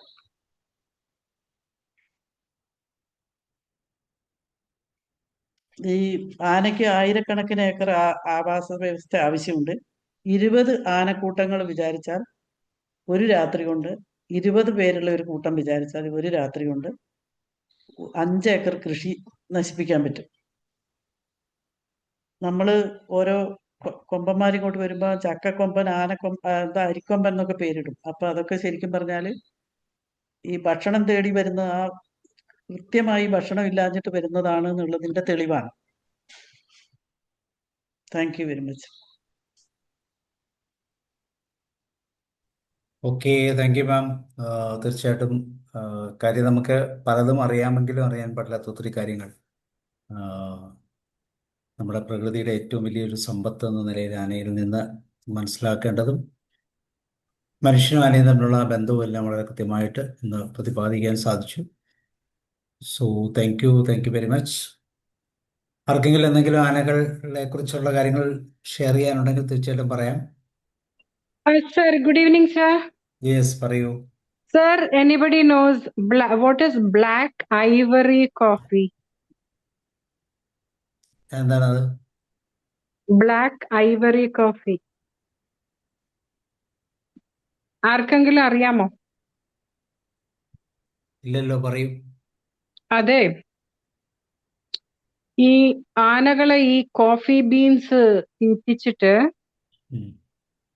കോഫി ബീൻസ് അല്ല, ശരിക്കും ആ പൾപ്പോട് കൂടി അറിയാലോ, കോഫിയുടെ ആ നമ്മൾ പറിക്കുമ്പോ ആ ചുമന്ന പഴുത്ത ആ കോഫി അത് തീറ്റിച്ചിട്ട് അത് ഈ ആനകളുടെ ഇൻഡസ്ട്രീനിൽ കൂടെ പോകുമ്പോ അതിന്റെ എൻസൈംസ് എന്ത് ചെയ്യും, ഇതിന്റെ പ്രോട്ടീൻസിനെ ഒക്കെ ബ്രേക്ക് ഡൗൺ ചെയ്തിട്ട് അതിന്റെ കയ്പൊക്കെ അങ്ങ് മാറ്റി, പിന്നെ അതിന്റെ ആ ഡങ്ക് ഉണ്ടല്ലോ, ആ എലിഫന്റ് ഡങ്കിൽ നിന്ന് ഇത് വേർതിരിച്ചെടുക്കും ഈ ബീൻസ്. ആ ബീൻസ് വേർതിരിച്ചെടുത്തിട്ട് പിന്നെ അവര് പ്രോസസ് ചെയ്തിട്ട് ആ കോഫി ഭയങ്കര എക്സ്പെൻസീവ് ആണ്. ഒരു കപ്പിന് തന്നെ എത്രയോ $80 കൊടുക്കണം ഒരു കപ്പ് കോഫിക്ക് അതിന്റെ. അപ്പൊ അതൊരു ഡെലിക്കേസി ആയിട്ട് വരുന്നുണ്ട്. അത് ഞാനൊന്ന് പറഞ്ഞോട്ടെ. ഇവിടെ വയനാട്ടിലാണ് കാപ്പിത്തോട്ടങ്ങൾ ഒത്തിരി ഉള്ളത്. അത് ഒരുപാട് വെരുക പോലത്തെ മൃഗങ്ങളൊക്കെ വന്നിട്ട് കഴിച്ചിട്ട് അവിടെ ഇങ്ങനെ വിസർജിച്ചിട്ടേച്ച് പോകും. അതെല്ലാം ഭയങ്കര വിലയുള്ള സാധനമായിട്ടാണ് ഇപ്പം കാണുന്നത്. ഇവര് കഴിക്കുമ്പോ അതിന്റെ ആ പുറത്തുള്ള സാധനം അവർക്ക് ദഹിക്കുള്ളൂ. അപ്പൊ കുരു അങ്ങനെ തന്നെ ഉണ്ടാവും. നമുക്കിവിടെ തോട്ടത്തിലുണ്ടാവും അങ്ങനെ ഈ വിസർജിച്ചത് ഇങ്ങനെ ഇങ്ങനെ ഒരു നീളത്തിൽ ഇങ്ങനെ കാണാം. കുറെ ബീൻസ് ഉണ്ടാവും അതിന്റെ അകത്ത്. അതിനൊക്കെ ഭയങ്കര വിലയാണ് ഓരോ സ്ഥലത്തും. ഓരോ പിന്നെ മാർക്കറ്റിംഗ് ആണ് ഇതൊക്കെ. ആ. പക്ഷെ ആ അല്ല പൊടി അത് അവര് തിരിച്ച് നമുക്ക് തരുന്ന പൊടി ഇത് നമുക്ക് വേണമെങ്കിൽ ഇത് പെറുക്കി നേരിട്ട് പൊടിച്ചെടുക്കാം. പക്ഷെ ഇത് അവര് കൊണ്ടുപോയിട്ട് ഇവര് ഇത് തന്നെയാണോ നമുക്ക് തരുന്നത് ഇത്രയും $1 ഇല്ല കൊടുത്തിട്ട്? അല്ല അങ്ങനല്ല. അത് നമുക്ക് കഴിക്കുമ്പോ അറിയാമല്ലോ അതിന്റെ ടേസ്റ്റ്. അത് യുനോ കുറച്ചൊക്കെ നമ്മൾ വിശ്വസിക്കണം. കാരണം അങ്ങനത്തെ ഒരു റെപ്യൂട്ടഡ് കമ്പനി, എല്ലാ മൃഗങ്ങളും അല്ല, ഈ ആനകളുടെ മാത്രമാണ് ഇത് എടുക്കുന്നത്. അതാണ് ബ്ലാക്ക് ഐവറി കോഫി. അതായത് ഇപ്പൊ കിളി തിന്നിട്ട് കാഷ്ടിച്ചു വെക്കും, അല്ലെ കൊരങ്ങൻ തിന്നിട്ട് കാഷ്ടിച്ചു വെക്കും. പക്ഷെ അതിനപ്പം അതിന്റെ ഇൻഡസ്ട്രിയൽ സിസ്റ്റത്തില് ഇങ്ങനൊരു സംഭവം, അങ്ങനൊരു എൻസൈം ഉണ്ടോ, അല്ലെ അങ്ങനൊരു മെറ്റാബോളിസം നടക്കുന്നുണ്ടോ, ദ സെയിം ഇത് നടക്കുന്നുണ്ടോ എന്ന് നമുക്കറിയില്ല. പക്ഷെ this is known as black Ivory coffee. Specially ആനകളെ കൊണ്ടാണ് ഇവർ ഇത്, അതും ഒരു സ്പെഷ്യൽ ബ്രീഡാണ്. ഒരു മീൻസ് കോഫിയുടെ ആ ഇതാണെങ്കിലും എല്ലാ കോഫിയും അല്ല അത് കൊടുക്കുന്ന, ഒരു സ്പെഷ്യൽ ഒരു വെറൈറ്റി ഓഫ് കോഫിയുടെ പഴങ്ങൾ കൊടുത്തിട്ടാണ് ഇത് ചെയ്യിപ്പിക്കുന്നത്. ഓക്കെ, അപ്പം ഡെഫിനറ്റ്ലി അല്ല, അങ്ങനെ ഇപ്പൊ സംശയിച്ച മാഡം നമ്മളെ എല്ലാത്തിനെയും സംശയിച്ചുകൊണ്ടേ ഇരിക്കണം. ഏനോ അപ്പൊ നമ്മൾ എന്താന്ന് ചെയ്യുന്നത്, അങ്ങനത്തെ ഒരു റെപ്യൂട്ടഡ് ഒരു റിലയബിൾ സോഴ്സിൽ നിന്ന് വാങ്ങിക്കാൻ. That is we are doing it എബ്രോഡിൽ. അതിനുള്ള സിസ്റ്റം ഉണ്ട്. ലൈക്ക് അഡൾട്രേഷനോ അല്ലെങ്കിൽ അങ്ങനത്തെ സംഭവമാണ്. ആ കേരളത്തിൽ definitely we cannot believe. For money they will do anything. പക്ഷെ അങ്ങനെയുള്ള ഒരു റിലയബിൾ ഇതിൽ നിന്നായിരിക്കും അവര് കൊടുക്കുന്നതും വാങ്ങിക്കുന്നതും. പിന്നെ അത് കഴിക്കുന്ന വ്യക്തികൾക്കാണെങ്കിലും അവർക്കൊരു ഇതുണ്ടല്ലോ. ഇപ്പൊ നമ്മൾ ഇഡലിയാന്നും പറഞ്ഞോട് ദോശ തന്നാല് നമുക്കറിയത്തില്ലേ എന്ന് പറഞ്ഞ പോലെ they will know, definitely they will know what it is. അപ്പൊ അങ്ങനെ ഒരു സംഭവം ഉണ്ട്. അത് ഞാനൊരു അതിന്റെ ഒരു ആഡ്. പിക്ചറാണ്, അതിന്റെ ഒരു പിക്ചറാണിത് ശരിക്കും. അതെ. യെസ്. അപ്പം ഒന്നുമല്ല, ഞാൻ ഇതും കൂടെ ഒന്ന് ആഡ് ചെയ്തെന്നേ ഉള്ളൂ, ഫോർ ദ ഇൻഫർമേഷൻ. പിന്നെ എനിക്ക് ഇതിനെക്കുറിച്ച് വലിയ ഗ്രാഹ്യമൊന്നും ഇല്ല. ആനകളുടെ ചിലതൊക്കെ കേട്ടിട്ടുണ്ട്, ആന പക കേട്ടിട്ടുണ്ട്, പിന്നെ ആനയുടെ ബുദ്ധി കേട്ടിട്ടുണ്ട്. പിന്നെ അതുപോലെ ആന അതിന്റെ മക്കളെ നോക്കുന്നതും നമ്മൾ അതിന്റെ കുഞ്ഞുങ്ങളെ സംരക്ഷിച്ചാൽ അത് വന്ന് നമ്മളെ സല്യൂട്ട് അടിച്ചിട്ട് പോകും. പിന്നെ അവര് കൂട്ടം കൂടി അവര് നടക്കൂ. അതൊക്കെ കുറച്ചൊക്കെ നമ്മൾ കേട്ടിട്ടുണ്ട്, മദം പൊട്ടുന്ന ആന. അല്ലാതെ ഇങ്ങനെ വലിയ ഡീറ്റെയിൽ ആയിട്ട് എനിക്കും അറിയത്തില്ല. പക്ഷെ എനിക്കറിയാവുന്ന ഒരു because I am also into nutrition field, this is related to my nutrition also. So അതുകൊണ്ട് പറഞ്ഞതേ ഉള്ളൂ madam. Thank you ma'am. Okay okay ഇതിന് സാർ. ആ സാധനത്തിന് 1 കിലോയ്ക്ക് ഏകദേശം 3 ലക്ഷം രൂപ, അതെ 85,000 അതെ 3 ലക്ഷം രൂപ. ഡെഫിനറ്റ്. ഭയങ്കര വിലയാ അതിന്. ആൻഡ് ഇറ്റ് ഇസ് അതുപോലെ എ ഡെലിക്കസി. യുനോ വേറൊരു കോഫി കുടിക്കുക, ഇപ്പൊ അതിന് അത്രയും വില ഉണ്ടെങ്കിൽ അത് വാങ്ങിക്കാൻ, അത്രയും കൊടുത്ത് വാങ്ങിക്കാൻ ആളുണ്ടെങ്കിലല്ലേ അത് അങ്ങനെ പ്രിപ്പയർ ചെയ്തിട്ട് സെല് ചെയ്യത്തുള്ളൂ. So that is also one thing, that's A delicacy. Okay Yes. Madam, thank you so thank U much. Ma'am. Okay, thank U. Okay, thank U. Roy sir. Madam, ഈ എരണക്കെട്ട്, അതായത് ഇമ്പാക്ഷൻ എന്ന് പറഞ്ഞാൽ എന്തുവാ? ആനയ്ക്ക് എന്ത് സംഭവിക്കുന്നത്? എരണ്ടക്കെട്ട് അല്ലേ? അതെ. അത് ശരിക്കും ഭക്ഷണം ദഹിക്കാതെ ഇരിക്കുമല്ലോ. നമ്മൾ എല്ലാ ഭക്ഷണവും കൊടുക്കുന്നില്ലല്ലോ. പിന്നെ ആനയ്ക്ക് വയറിൽ എന്തെങ്കിലും ബുദ്ധിമുട്ട് തോന്നിയാൽ കാട്ടിലാണെങ്കിൽ അതിന് പറ്റിയ ചെടി പറിച്ച് തിന്നാൻ അതിനറിയാം. ഇവിടെ വെറും പനമ്പട്ട കൊടുക്കുമ്പോൾ വെറും എന്താ പറയുക, ഫൈബർ മാത്രമായി പോകുന്നുണ്ടല്ലോ. ഒറ്റ സാധനം മിക്കവാറും അങ്ങനെയാണ് കൊടുത്തോണ്ടിരുന്നത്. അങ്ങനെ വരുമ്പോഴാണ് അപ്പോ അസുഖം വരുന്നത്. അതിന് വയറൊഴിയാണ്ടിരിക്കുവാന്ന് തോന്നുന്നു ചെയ്യല്ലേ? അല്ല, വയറ് ഈ വേഗമേ പനമ്പട്ട ഒഴിയും, പക്ഷേ ദഹിക്കൂല. 25% ദഹിക്കുള്ളൂ. പനമ്പട്ട എരണ്ടക്കെട്ട് പറയുന്ന സംഭവം ആനക്ക് വയറൊഴിയാണ്ടിരിക്കുന്നതാണെന്നാണ് തോന്നുന്നത്. വയറ്റിന്ന് പോവാണ്ടിരിക്കുമ്പം ഏതോ ഒരു ആന സിനിമയില് കണ്ടതാ. അതുകൊണ്ട് പലപ്പോഴും മരണങ്ങൾ സംഭവിക്കാറുണ്ട്. റോയ് സാർ എന്നാ പറഞ്ഞത്? അല്ലെ, ഏതായാലും ഈ ആനയെക്കുറിച്ച് ഇത്രയും വിവരങ്ങൾ കിട്ടാനുള്ള ഒരു അവസരം ഉണ്ടാക്കി തന്നതിന് വളരെയധികം സന്തോഷം. കാരണം ആനയെ കണ്ടിട്ടുണ്ട്, ആനയെക്കുറിച്ച് കുറെ ഇപ്പൊ ഈ പറഞ്ഞ കുറെ കാര്യങ്ങളൊക്കെ വളരെ ഇതാണ്. കാരണം ആനയ്ക്ക് എപ്പോഴും ചെളിയിൽ മേത്ത് കിടക്കുള്ളൂ, വെള്ളം കൊഴിക്കും എന്നൊക്കെ പറയും. പക്ഷെ അതിൻ്റെ പ്രധാന കാരണം എന്ന് പറയുന്നത് മാഡം പറഞ്ഞപ്പോഴാണ് മനസ്സിലായത്, നഖത്തിൻ്റെ സൈഡിലൂടെയുള്ള ഗ്രന്ഥികൾ മാത്രമാണ് ഈ ടെമ്പറേച്ചർ കുറയ്ക്കാൻ ഉപയോഗിക്കുന്നുള്ളൂ. ശരീരത്തിൽ നിന്ന് നമ്മുടെ പോലെയുള്ള വിയർപ്പോ മറ്റോ ഒന്നും ഇല്ലാത്തത് കൊണ്ടാണ് ഈ ചൂട് കൂടുതൽ അനുഭവിക്കുന്നതും ആ ചൂട് അനുഭവിക്കുന്നതുകൊണ്ടാണ് ആന ചളിയിൽ കിടക്കുന്നത് എന്നും ഉള്ളത് ഒരു പുതിയ അറിവായിട്ടാണ് കിട്ടിയത്. അതുപോലെ തന്നെ വെള്ളത്തിൽ കളിക്കാനുള്ള ഭയങ്കരമായ ആഗ്രഹം ആനയ്ക്കുണ്ട് എപ്പോഴും. ഇതെല്ലാം ഒരു പ്രധാനപ്പെട്ട, പക്ഷേ നമ്മളിതൊക്കെ ചില സ്വഭാവവിശേഷങ്ങളായി കാണുന്നു എന്നല്ലാതെ അതിൻ്റെ പുറകിലുള്ള കാരണം എന്താണെന്ന് മനസ്സിലാക്കാൻ മാഡത്തിൻ്റെ ഈ ക്ലാസ് വളരെയധികം സഹായിച്ചു. പിന്നെ അതുപോലെ തന്നെ ഒരു കാര്യം പറഞ്ഞു, ആന ഒരിക്കലും നമ്മളോട് ഇണങ്ങിയില്ലെങ്കിലും ഭയന്നിട്ടാണ് ഈ ആനക്കാരൻ പറയുന്നതൊക്കെ കേൾക്കുന്നത് എന്ന് പറയുന്ന കാര്യം. അത് വളരെ കാരണം ആന വലിയ ഇതായിട്ട് കൊണ്ടു നടക്കുന്നത് എനിക്ക് തന്നെ അറിയാം. എനിക്ക് പരിചയമുള്ള ഒരു ആന വളർത്തുകാരനുണ്ടായിരുന്നു. അയാൾ ആനയായിട്ട് ഭയങ്കര സ്നേഹമാണ്. പക്ഷേ അത് ഈ ഈരാറ്റുപേട്ട അപ്പുറം ഒരു പാർട്ടിയാണ്. അപ്പം ഞാൻ ഒരു പ്രോജക്റ്റുമായിട്ട് പോകുമ്പോൾ ഇയാളെ കുറിച്ച് കേട്ടിട്ടുണ്ട്, ഞാൻ പോയി കണ്ടിട്ടുമുണ്ട്. പക്ഷേ ഒരു ദിവസം ഈ ആന ആ ഉടമയെ കൊന്നു. അപ്പോ ഈ ആന ഈ ഉടമയോട് കാണിച്ച സ്നേഹമല്ലായിരുന്നു, അത് ഭയന്നിട്ടായിരുന്നു എന്ന് ഇപ്പോൾ ഞാൻ വിശ്വസിക്കുന്നു. കാരണം എന്നാന്ന് വെച്ചാൽ ഇത്രയും ഇതായിട്ട് എന്തെങ്കിലും വേറെ കാണിച്ചിട്ടായിരിക്കാം എന്നാ ധരിച്ചിരുന്നത്. പക്ഷേ ആന ഒരിക്കലും ഇണങ്ങുകയില്ല. അങ്ങനെ ഇണങ്ങാത്തതിൻ്റെ ഒരു ഭാഗമാണ് ഇത്രയും ഇണക്കം കാണിച്ച ഒരാനയും ഉടമയും ആയിട്ട് വന്ന ആന ഈ ഉടമയെ കൊന്നു എന്ന് പറയുന്നത്.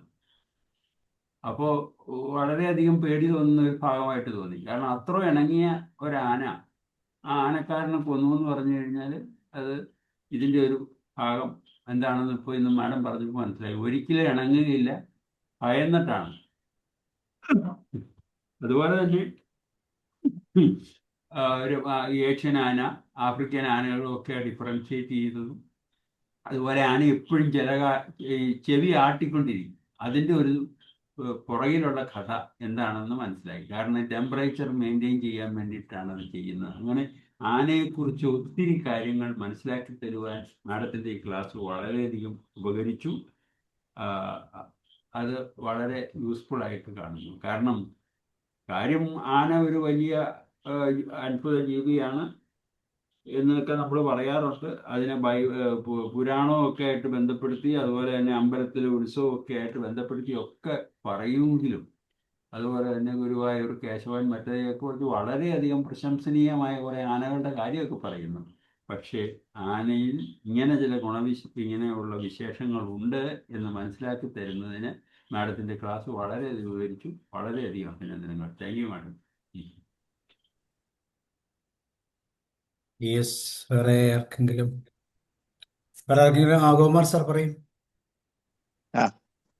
നമസ്കാരം. ആനയെ കണ്ടിട്ടുണ്ടെങ്കിലും ആനയെക്കുറിച്ച് വ്യക്തമായ രീതിയിൽ മനസ്സിലായത് ഓമന മാഡത്തിന്റെ ക്ലാസ് കൊണ്ടാണ് ആനയെക്കുറിച്ച് മനസ്സിലാക്കാൻ സാധിച്ചത്. ഇതുവരെ ആനയെ കണ്ടിട്ടുണ്ട്, ഉത്സവത്തിനൊക്കെ കണ്ടിട്ടുണ്ടെന്നുള്ളത് വേറൊന്നും അറിയില്ല.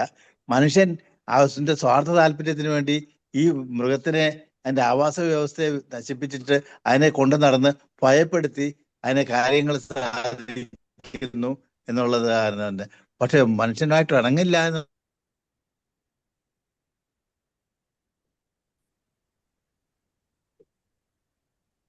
അഭിപ്രായം. കംപ്ലീറ്റ് നിർത്തണം എന്നുള്ളതാണ്. കാരണം ഇണങ്ങാത്ത ഒരു ജീവിയെ നമ്മൾ കഷ്ടപ്പെടുത്താൻ പാടില്ല. അതുകൊണ്ട് അങ്ങനെയുള്ള അഭിപ്രായമാണ് എനിക്കുള്ളത്. പിന്നെ നല്ല ക്ലാസ് ആയിരുന്നു. ഇങ്ങനെയുള്ള ഒരു ക്ലാസ് സംഘടിപ്പിച്ചതിന് സാബു സാറിനും ഓമന മാഡത്തിനും വളരെ നന്ദിയുണ്ട്. നമസ്കാരം. Okay, thank U. വേറെ ഇനി ആർക്കെങ്കിലും ഷെയർ ചെയ്യാവോ? സാറ് ഞാൻ പറയട്ടെ. ആ, പറഞ്ഞോ. എല്ലാവർക്കും നമസ്കാരം. ഓമന ടീച്ചറെ സമ്മതിച്ചിട്ടുണ്ട്. പ്രത്യേക നന്ദി ഓമന ടീച്ചറെ. ഈ വയനാട്ടിൽ ജീവിക്കുന്നതുകൊണ്ടായിരിക്കും ഒരു ആനപ്രേമം ഉണ്ടായത്. ഒരുപാട് കാര്യങ്ങൾ എനിക്ക് ആനയെ പറ്റി എനിക്ക് അറിയുന്നത്. നേരെ ഈ ടീച്ചർ പറഞ്ഞ കാര്യങ്ങളൊക്കെ ഏതാണ്ടൊക്കെ എനിക്ക് അറിയുന്ന, പക്ഷെ കുറച്ച് കാര്യങ്ങൾ ഇപ്പോൾ പുതിയ അറിവാണ്. ആന ഒരിക്കലും ഇണങ്ങുകയില്ല എന്നുള്ള ഒരു കാര്യം, അതൊരു പുതിയ വിവരമായിട്ട് ഞാൻ മനസ്സിലാക്കുന്നത്. ഞാൻ വിചാരിച്ചത് ആന ഇണങ്ങും എന്നാണ്. ഇപ്പൊ നായ ഇണങ്ങുന്ന മാതിരി, നമ്മൾ കന്നുകാലി പശുക്കളൊക്കെ അടങ്ങുന്ന മാതിരി ആന ഇണങ്ങും ഞാൻ വിചാരിച്ചിരുന്നത്. അങ്ങനെയാണ് നാട്ടിൽ കണ്ടുവരുന്നതും. അപ്പൊ ഇവിടെ എൻ്റെ അടുത്ത് ഞാൻ ആനപ്പുറത്തൊക്കെ കയറിയിട്ടുണ്ട്. എൻ്റെ വീട്ടിൻ്റെ അടുത്തൊരു ആനയുണ്ട്. ആന വളർത്തുന്ന ഒരാളുണ്ട്. അയാള് കൂടെ ആന ഇങ്ങനെ നടന്നു പോകും. അയാൾ എപ്പോഴും വിളിച്ചാലും ആന വരും. അയാളെ ഈ ചെങ്ങല വന്നിട്ട് കെട്ടിയിടാതെ, തളച്ചിടാതെ തന്നെ അയാൾ വളർത്തും. അത്രയ്ക്ക് ഇണക്കത്തിലാണ്. ഇതിപ്പോഴേ ടീച്ചർ പറഞ്ഞപ്പോഴേ ഞാൻ മനസ്സിലാക്കുന്നത് ആന ഒരിക്കലും ഇണങ്ങുകയില്ല, അത് ഭയന്നിട്ട് പേടിച്ചിട്ടാണ് അനുസരിക്കുന്നത് എന്നുള്ളത് പുതിയൊരു അറിവാണ്. പിന്നെ എനിക്ക് വേറെ സംശയമുള്ളത്, ബീഹാർ ആന എന്ന് പറഞ്ഞൊരു ആന നാട്ടിലൊക്കെ ഇവിടെ ബീഹാറിൽ നിന്ന് കൊണ്ടുവന്നിട്ട് ഇവിടെ വളർത്തുന്നുണ്ട്. അതൊരു പ്രത്യേകതരം സ്വഭാവങ്ങൾ കാണിക്കുന്ന ആനയാണ്. അത് നമ്മൾ ഏഷ്യൻ ആനയിൽ കൂട്ടത്തിൽപ്പെട്ടവരായിരിക്കും ഞാൻ വിചാരിക്കുന്നത്. ഇവിടെ നാട്ടിലൊക്കെ അങ്ങനെ ആന അറിയപ്പെടുന്നുണ്ട്. ഏതായാലും നല്ല സെഷനായിരുന്നു. ഇതിനായിട്ട് പഠിക്കാൻ കഴിയുന്നുള്ളത് വലിയ കാര്യമാണ്. ടീച്ചർക്ക് ഒരുപാട് അഭിനന്ദനങ്ങൾ അറിയിക്കാണ്. Thank you teacher. Thank you Sabu sir. Okay, thank you. George sir പറഞ്ഞു. Thank you sir. ഓമന ടീച്ചറേ, എങ്ങനെ പറയായിരിക്കും, അഭിനന്ദനങ്ങൾ പറയട്ടെ. ആ നിരീക്ഷണ പാഠവും അങ്ങേയറ്റം ഗംഭീരമാണ് കേട്ടോ. No doubts. അത് പറയാതിരിക്കാൻ വയ്യ. കാരണം കാര്യം, ആനയെ എപ്പോൾ കണ്ടാലും നമ്മൾ ഒന്നുകൂടെ നോക്കും. ആനയ്ക്കൊരു ചന്തമുണ്ട്. ആന അത്യാകർഷമാണ്, അതിൻ്റെ തലയെടുപ്പ് എല്ലാം. ആന പകയും വളരെ പ്രസിദ്ധമാണ്. പക്ഷെ ഇപ്പോഴും ഞാൻ സംശയിക്കുന്ന പല ആനകളുടെയും സ്വഭാവം അതിൻ്റെ ഉടമകളുമായിട്ട് ഭയങ്കര ബന്ധത്തിൽ കഴിഞ്ഞവരെ പറ്റി പറഞ്ഞു കേട്ടിട്ടുണ്ട്. പക്ഷെ എന്നാലും ഇണങ്ങില്ല എന്ന് പറഞ്ഞപ്പോൾ ഒരു സംശയം പോലെ എനിക്കതിപ്പോഴും തോന്നുന്നത്. കാരണം അത്രമാത്രം എൻ്റെ അപ്പനൊക്കെ പറഞ്ഞ് ഒത്തിരി കഥ കേട്ടിട്ടുണ്ട്. അത് ഓരോരുത്തരൊക്കെ പറഞ്ഞു കേട്ടിട്ടുള്ളതായിരിക്കും. കാരണം അത്ര കെട്ടിപ്പിടിച്ച് നടക്കുന്നവരെ പോലെയുള്ള അടുപ്പവും സ്നേഹവും പിടിച്ചാൽ വന്നതും വീട്ടിലെ കുഞ്ഞു മക്കളെ പോലും എടുത്ത് വാത്സരിച്ച് നടക്കുന്ന ചില ആനകളുടെ കഥകൾ. അടുത്തുള്ളതൊക്കെ ഈ പറഞ്ഞ പോലെ പണ്ടൊക്കെ ചില വീടുകളുടെ പ്രതാപം കാണിക്കുന്ന ആനയിലല്ലേ. അപ്പോൾ അങ്ങനെയുള്ള ആനകളെ പറ്റിയുള്ള കഥകൾ പറഞ്ഞു കേട്ടിട്ടുണ്ട്. എന്തായാലും കേട്ടോ, ഒത്തിരി ഇൻഫർമേഷൻസ് പറയാതിരിക്കാൻ വയ്യ. നന്നായിരിക്കുന്നു കേൾക്കാൻ. ഇനിയും പുതുമയുള്ളതിനൊക്കെ ഞങ്ങൾ കാത്തിരിക്കും. താങ്ക് യു മാം. പത്മനാഭൻ പറയും. എല്ലാവർക്കും നമസ്കാരം. നല്ലൊരു ക്ലാസ് ആയിരുന്നു ആനയെ പറ്റിയുള്ള. എനിക്ക് തോന്നുന്നു മനുഷ്യർ ആയിട്ട് ഇടപഴകുന്നൊരു ജീവിയല്ലേ. അപ്പൊ ഞാനും വിചാരിക്കലുണ്ട് ഈ മൃഗങ്ങളെയും വളർത്തുന്ന കുറച്ച് ആനിമൽ സൈക്കോളജി അറിയും പഠിക്കുകയും ചെയ്യേണ്ടതാണ്, പ്രത്യേകിച്ച് ആനയുടെ കാര്യത്തിൽ. അപ്പൊ മാഡത്തിനെ പോലെ തന്നെ എനിക്കും ഭയങ്കര ഇഷ്ടമാണ്. എൻ്റെ രണ്ടാമത്തെ ഇഷ്ടപ്പെട്ട മൃഗമാണ്. ഒന്നാമത്തേത് പൂച്ച, രണ്ടാമത്തേത് ആന. അതുകൊണ്ട് തന്നെ ഞാനും ആനേന്റെ കുറെ വീഡിയോ കാണും, അതിനെ പറ്റിയെല്ലാം അറിയും, വായിക്കുകയും ചെയ്യലുണ്ട്. ആനേനെ ഇപ്പം നമുക്ക് വളർത്താനുള്ളൊരു ശേഷി ഇല്ലാത്തതുകൊണ്ട് അതിനെ വളർത്തുന്നില്ല, താല്പര്യമില്ല. പൂച്ചയെ വളർത്തുന്നുണ്ട് വീട്ടില്. ആനക്ക് ഒരു 5 മുതൽ ഒരു 10 വയസ്സിടയിലുള്ള കുട്ടികളെ ബുദ്ധി ആണ് ഉള്ളതെന്നാണ് കേട്ടിട്ടുള്ളത്. അതുകൊണ്ടായിരിക്കും അതിന് കുറച്ച് ഓർമ്മശക്തിയും ഇങ്ങനെ സ്നേഹവും പകയെല്ലാം വെച്ചിരിക്കുന്നതെന്ന് തോന്നുന്നു. പിന്നെ അതുകൊണ്ടായിരിക്കും ഇപ്പൊ ആനേനെ ഒരു വന്യജീവി തന്നെയാണ്, ഇപ്പം മാഡം പറഞ്ഞ പോലെ തന്നെയാണ് അത്. അതുകൊണ്ട് തന്നെ അതിനെ നമുക്ക് ഇണക്കാൻ പറ്റാത്ത, ആനേനെ കൊണ്ട് പറഞ്ഞു കേട്ടത് മസ്തിഷ്കത്തിൽ കാട് കൊണ്ടു നടക്കുന്ന ജീവി എന്നാണ്. അങ്ങനെയാകുമ്പോ അതിന്റെ സ്വഭാവം എപ്പാന്ന് മാറുവാന്ന് പ്രവചിക്കാൻ പറ്റൂല. നമ്മൾ ഉത്സവങ്ങളിൽ കാണുന്നുണ്ടല്ലോ, അധികം മൃഗങ്ങൾക്കും ഈ കേൾവി ശക്തി കൂടുതലായിരിക്കുന്ന, പൂച്ചക്ക് അതെല്ലാം കാണുന്നില്ല, ചെറിയ ശബ്ദം കേൾക്കുമ്പോൾ തന്നെ അത് ഓടിപ്പോന്ന്. അടുക്കളയിൽ ഒരു പാത്രം വീണാൽ മതി, അപ്പൊ അത് ഓടി എവിടെ എത്തും. അപ്പൊ നമ്മൾ ചെറുതായി കേൾക്കുന്ന ശബ്ദം അതിന് അത്രയും ഭയങ്കരമായി തോന്നുന്നുണ്ടാവും. അതുപോലെ ആയിരിക്കും ആനയും.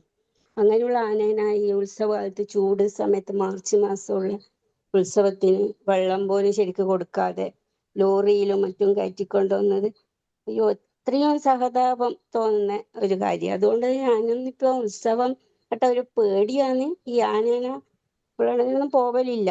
ഇതുകൊണ്ട് തന്നെ ആനയുണ്ടെന്ന് കേട്ടങ്ങ് പോവാൻ തോന്നൂല. അപ്പോ വിരണ്ട് നിൽക്കുന്ന ആനേന്റെ മേലെ ഇവര്, എനിക്കറിയില്ല അതിനെപ്പറ്റി, ഇപ്പം വെറ്റിനറി ഡോക്ടർമാർക്ക് അറിയായിരിക്കും. എന്നാലും എന്നെപ്പോലുള്ളവർക്ക് ചിലർക്ക് തോന്നുന്നുണ്ടാവുമായിരിക്കും ഇവരതിനെ മയക്ക് വെടി വെക്കുന്നതിന് അതിന്റെ മേലെ വെള്ളം ഒഴിച്ചുകൂടെ എന്ന് തോന്നലുണ്ട്. അത് ചൂടിനിങ്ങനെ നിന്നിട്ട് പരാക്രമം കളിക്കുമ്പോൾ ഈ ഫയർഫോഴ്സ് വന്നിട്ട് വെള്ളം തളിക്കലുണ്ടോന്ന് അറിയില്ല, പക്ഷെ കാണാനില്ല അങ്ങനെയൊന്നും. അപ്പൊ അതിന്റെ തോലിന്റെ ഭയങ്കര കട്ടി കൊണ്ടാണ് അങ്ങനെ ഒന്നല്ലോ പറയുന്നത്. പണ്ട് ഞങ്ങളെല്ലാരും പഴഞ്ചൊല്ല് കേട്ടിട്ടുണ്ട്, കർക്കിടകത്തിലെ വെയിലിൽ ആനത്തോൽ ഉണക്കാം. കർക്കിടക മാസം ഭയങ്കര മഴ വിട്ടുന്ന സമയത്ത് ഭയങ്കര വെയിലായിരിക്കുമല്ലോ, അപ്പൊ അങ്ങനെ പറഞ്ഞു കേട്ടിട്ടുള്ളത്. പിന്നെ സഹ്യന്റെ മകൻ എന്ന കവിതയും നമുക്ക് പ്രസിദ്ധമായിട്ടുള്ളൊരു കവിതയാണ്. പിന്നെ ഞാനും ഒരു ആനക്ക് തേങ്ങ കൊടുത്തിട്ടുണ്ട്. അത് തേങ്ങ അടുത്തേക്ക് വലിച്ചിട്ട് അത് തേങ്ങ പൊട്ടിച്ച് തിന്നുന്ന, അതിന് ഒരു ധൃതിയും കാണിക്കില്ല, അത്രയൊരു ഭംഗിയായിട്ടാണ് അത് തേങ്ങ പൊട്ടിച്ച് തിന്നുന്നത്. അങ്ങനെ ഇരിക്കാൻ ഞാൻ അടുത്തുനിന്ന് ആനേനെ കണ്ടു. പിന്നെ ഉത്സവങ്ങളൊക്കെ ഇങ്ങനെ നമ്മൾ ചെറുപ്പത്തിൽ താലപ്പൊലിയെല്ലാം എടുത്ത് ഒരു കൊല്ലം നടക്കും. ഞാൻ ചെറിയ ക്ലാസ്സിൽ പഠിക്കുമ്പോൾ അപ്പൊ അടുത്തുള്ള അമ്പലത്തിലെ ഉത്സവത്തിന് താലപ്പൊലി എടുത്തിട്ട് ഞാനും കുട്ടികളെ കൂടെ പോയിരുന്നു. അപ്പൊ ഞങ്ങളെ പിന്നിലുള്ള ആന മുന്നിലുള്ള കുട്ടികളെ പ്ലേറ്റിന്, താലപ്പൊലിന്റെ പ്ലേറ്റിന് പഴം അതെല്ലാം എടുക്കാൻ വേണ്ടിയിട്ട് തുമ്പിക്കൈ നീട്ടുന്നു. അപ്പൊ എല്ലാവർക്കും അത് തമാശ പോലെ തോന്നിയ, പക്ഷെ അതിനുശേഷം ഞങ്ങൾ അമ്പലത്തിലെത്തിയതിന് ശേഷം ഒരു വെടിപൊട്ടലിന് ഈ ആന ഓടി. അതെങ്ങാനറിയില്ല, രാത്രി ശിവരാത്രി നാളായിരുന്നു, ശിവന്റെ അമ്പലം. അപ്പൊ അത് ആ നാട്ടിൽ മുഴുവൻ ഒരു സംഭവമായി മാറിന്. ഏത് വഴിക്കാന ഓടുന്നത്, മണികിലിക്കം മാത്രം കേൾക്കാൻ ഉത്സവം കഴിഞ്ഞ് പോന്ന് പല ഇടവഴിയിലൂടെയും പോകുന്ന ആൾക്കാരുണ്ട്. പിന്നെ ആനയെ തളച്ചു എന്ന് കേട്ട്, പിന്നെ പറയുന്ന കേട്ടെ അമ്പലത്തിലെ താലപ്പൊലിക്ക് മുമ്പേ തന്നെ അതിനെ തളച്ചൊരു സ്ഥലത്ത് നിന്ന് വെറുതെ ആരോ പടക്കം പൊട്ടിച്ചപ്പോ അത് ഭക്ഷണം കഴിക്കാണ്ട് വെപ്രാളപ്പെട്ടിരുന്നു. അപ്പൊ അങ്ങനെയുള്ള വളരെ ശ്രദ്ധക്കുറവിലാണ് ഇപ്പൊ ആനേനെ അതിന്റെ ആരോഗ്യം പോലും നോക്കാതെ ഉത്സവത്തിനെല്ലാം കൊണ്ടുവന്നത്. ഇനി തീരെ യോജിക്കാൻ പറ്റാത്ത ഒരാളാണ് ഞാൻ. ഇത്രയാണ് മാഡത്തിന്റെ ഈ ക്ലാസ് കൊണ്ട് നമ്മളെ മനസ്സിലുള്ള പല കാര്യങ്ങളും തുറന്ന് പറയാനും ഷെയർ ചെയ്യാനും എല്ലാം ഉള്ളൊരു സൗകര്യം കിട്ടി. Thank you. ഇങ്ങനെ പുതിയ പുതിയ വെറൈറ്റി നമ്മളെ ഉള്ളിലുള്ള അറിവ് കൂടി നമുക്ക് പുറത്തെടുക്കാൻ പറ്റി. മാഡത്തിനടുത്തുനിന്നും പുതിയ അറിവുകളെല്ലാം കിട്ടാൻ സഹായിച്ചു. Thank you. ഇതുപോലത്തെ ക്ലാസ്സുകൾ ഇനി പ്രതീക്ഷിക്കുന്നു. Thank you so much. Okay, വേറെ ആർക്കെങ്കിലും? സുധൻ ഡോക്ടർ ഉണ്ടോ? ഉണ്ട് സർ, ഉണ്ട്. ഞാൻ ഈ നമ്മുടെ പ്ലാറ്റ്ഫോമിലെ ഏക വെറ്ററിനറി ഡോക്ടറായി ഞാൻ കേൾക്കുകയായിരുന്നു. ആന മുറം പോലെയാണ്, ചൂല് പോലെയാണ്, ചുമര് പോലെയാണ്. ചൂട് പോലെയാണ്. അതെ അതെ അതെ അതെ. അവനവൻ പറഞ്ഞത് ഒരു 90% വളരെ സയന്റിഫിക്കും ആക്യുറേറ്റുമാണ്. പിന്നെ അതിൽ കുറച്ച് വ്യത്യാസമുള്ള കാര്യങ്ങളൂടെ ഉണ്ട്. കാരണം ഇത് ഒരു സിമ്പിൾ സ്റ്റമക്കഡാണ് എന്ന് പറഞ്ഞാൽ ഒറ്റ ആമാശയുള്ളൂ. നമ്മുടെ മനുഷ്യന്റെ കൂട്ട് ഉള്ള ദഹനരസങ്ങളാണ് ഇതിനെ ദഹിപ്പിക്കുന്നത്. പശുവിൻ്റെയൊക്കെ എന്ന് പറഞ്ഞാൽ മൈക്രോബ്സ് ആണ്, സൂക്ഷ്മാണുക്കളാണ്. അപ്പൊ ഇതിന് ഈ അതുകൊണ്ടാണ് ഇത് കഴിച്ച കോഫി ബീൻസ് പ്രോസസ്ഡ് ആകുന്നത് ഈ എൻസൈം ആക്ടിവിറ്റിയിലൂടെ കടന്നു വരുന്നതുകൊണ്ട് ഇതിലെ ടോക്സിൻസ് ഒക്കെ മാറി വരുന്നത് കൊണ്ടാണ് ഇതിന് മെഡിസിനൽ വാല്യൂ ഒക്കെ വരുന്നത്. പിന്നെ ഇതിന്റെ ഒരു വലിയ സവിശേഷത ഇതിന്റെ ഈ മദം പൊട്ടുമ്പോഴാണ് ഈ പ്രശ്നങ്ങൾ ഉണ്ടാകുന്നത്. മദം പൊട്ടാനുള്ള കാരണം എന്ന് പറഞ്ഞാൽ ഇതിന് ഇണചേരാൻ അവസരം കിട്ടാതെ വരുന്നത് കൊണ്ടാണ്. ഈ ഒരു പ്രകൃതി നിയമമാണ് ഈ ഇതിന് മറ്റേ നമ്മുടെ കൊമ്പൻ എന്ന് പറയുന്ന മെയിൽ ആനകൾക്ക് ഇണചേരാനുള്ള സമയമാകുമ്പോഴത്തേക്ക് ടെസ്റ്റോസ്റ്റിറോൺ കൂടുതൽ ഉണ്ടാകുകയും അതിന്റെ അളവ് വർദ്ധിക്കുമ്പോൾ അതിന്റെ ടെമ്പറൽ ഗ്ലാൻസ് പൊട്ടി ഒലിക്കും ചെവിയുടെ സൈഡിൽ കൂടെ. അതാണ് ഈ മദം പൊട്ടൽ എന്ന് പറയുന്നത്.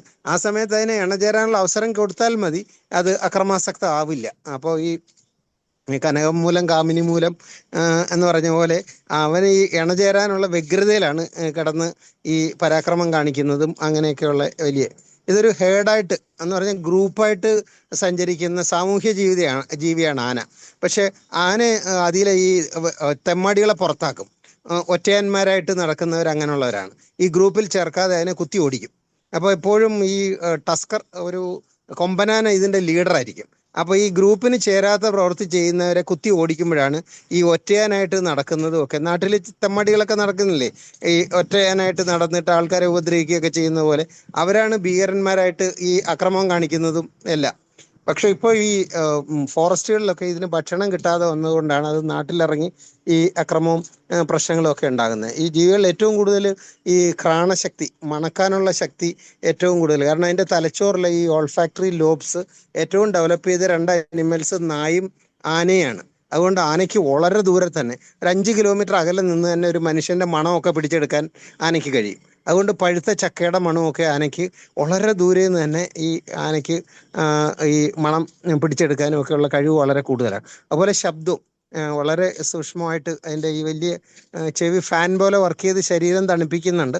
ചോര തണുക്കുക മാത്രമല്ല, അതിൽ ഈ കാറ്റ് ദേഹത്തേക്ക് പായിച്ചു വിട്ടിട്ട് ശരീരം തണുപ്പിക്കുകയും ഒക്കെ ചെയ്യാനുള്ള സവിശേഷതയുണ്ട്. പിന്നെ ഓമന മാം ശ്രദ്ധിച്ചിട്ടുണ്ട്, ഇതിന്റെ മാമറി ഗ്ലാൻസ് എവിടെയാണെന്ന് അറിയാമോ? പശുവിന്റെ കൂട്ട് കാലുകളുടെ ഇടയിലല്ല, ഈ ഫോർലിംസിന്റെ നമ്മുടെ കൈകളുടെ ഇടയിലാണ് ഇതിന്റെ ഈ മാമറി ഗ്ലാൻസ് ഉള്ളത്, മാറിടം എന്ന് പറയുന്ന ഇത് ഉള്ളത്.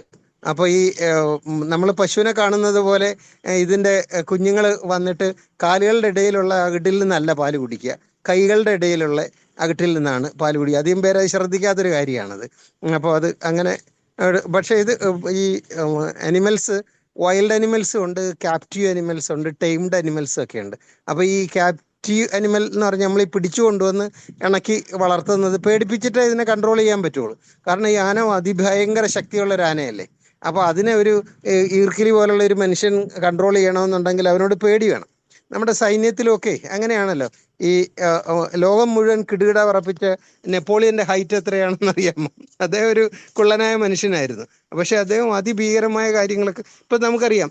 ചില പാർട്ടി നേതാക്കന്മാരൊക്കെ ഈ പാർട്ടി അണികളെയൊക്കെ മെരുക്കി നിർത്തുന്നതും ഒക്കെ ഭയപ്പെടുത്തിയിട്ടാണ്, ദ്രോഹിച്ചുകളെയും അല്ലെങ്കിൽ തകർത്തുകളെയും എന്നുള്ളൊരു. അങ്ങനെയുള്ള ആനയെ പേടിപ്പിച്ചിട്ടേ നമുക്ക് കൺട്രോളിൽ നിർത്താൻ പറ്റുള്ളൂ. പക്ഷെ ആന വളരെ ഈ കുട്ടികളെ പോലെ ഇണങ്ങുകയും ഒക്കെ ചെയ്യും, ഇണങ്ങുകയും അനുസരിക്കുകയും ചെയ്യും. സ്നേഹിക്കാനൊന്നും അതിന് അറിയില്ല. കാരണം ഈ സ്നേഹത്തിന്റെ ഹോർമോൺസ് അത് ഉണ്ടാകുന്നില്ല. അതിന്റെ തലച്ചോറിൽ ഹാപ്പി ഹോർമോൺസ് വളരെ കുറവാണ്. പക്ഷെ അവന് ഈ വിധേയപ്പെട്ടൊക്കെ നിൽക്കും. പക്ഷെ ഇതിൽ നമ്മുടെ ഈ ഭക്ഷണശീലം കൊണ്ട് ആനയ്ക്ക് ഒരുപാട് എരണ്ടേട്ടൽ എന്ന് പറഞ്ഞാൽ കോൺസ്റ്റിപ്പേഷൻ ആണ്. ഓമന ടീച്ചർ, കോൺസ്റ്റിപ്പേഷൻ എന്ന് പറഞ്ഞാൽ ഇറ്റ് കനോട്ട് ഡെഫിക്കേറ്റ്. അതിന് വിസർജിച്ച് കളയാൻ വയ്യാതെ ഈ ടൺ കണക്കിന് ഇതെല്ലാം കൂടെ ഫൈബർ വയറ്റി കെട്ടി നിന്ന് കഴിയുമ്പോഴത്തേക്ക് അത് അഴുകിയിട്ട് ഇതിന്റെ ടോക്സിൻ മുഴുവൻ ബ്ലഡിൽ കലരും. ഈ അഴുകിയിട്ട് ടോക്സിൻ ബ്ലഡിൽ കലരുമ്പോൾ ആന മോഹാത്സ്യപ്പെട്ട പോലെ കിടക്കുകയും എണീറ്റ് നിൽക്കാൻ വയ്യാതാകുകയും ചെയ്യും, വയറുപരിപ്പ് വരികയും ഒക്കെ ചെയ്യും. അത് ഈ പറഞ്ഞ പോലെ അത് മാനുവലി റിമൂവ് ചെയ്തിട്ടാണ് ഇതിനെ സുഖപ്പെടുത്തുന്നത്. എന്ന് പറഞ്ഞാൽ ഈ ആന പാപ്പാനും ഒക്കെ അത് ഇങ്ങനെ അത് കംപ്ലീറ്റ് റിമൂവ് ചെയ്തിട്ട് പിന്നെ അതിന് ലാക്സേറ്റീവ് ഫുഡൊക്കെ കൊടുത്തിട്ട് ഒക്കെയാണ്.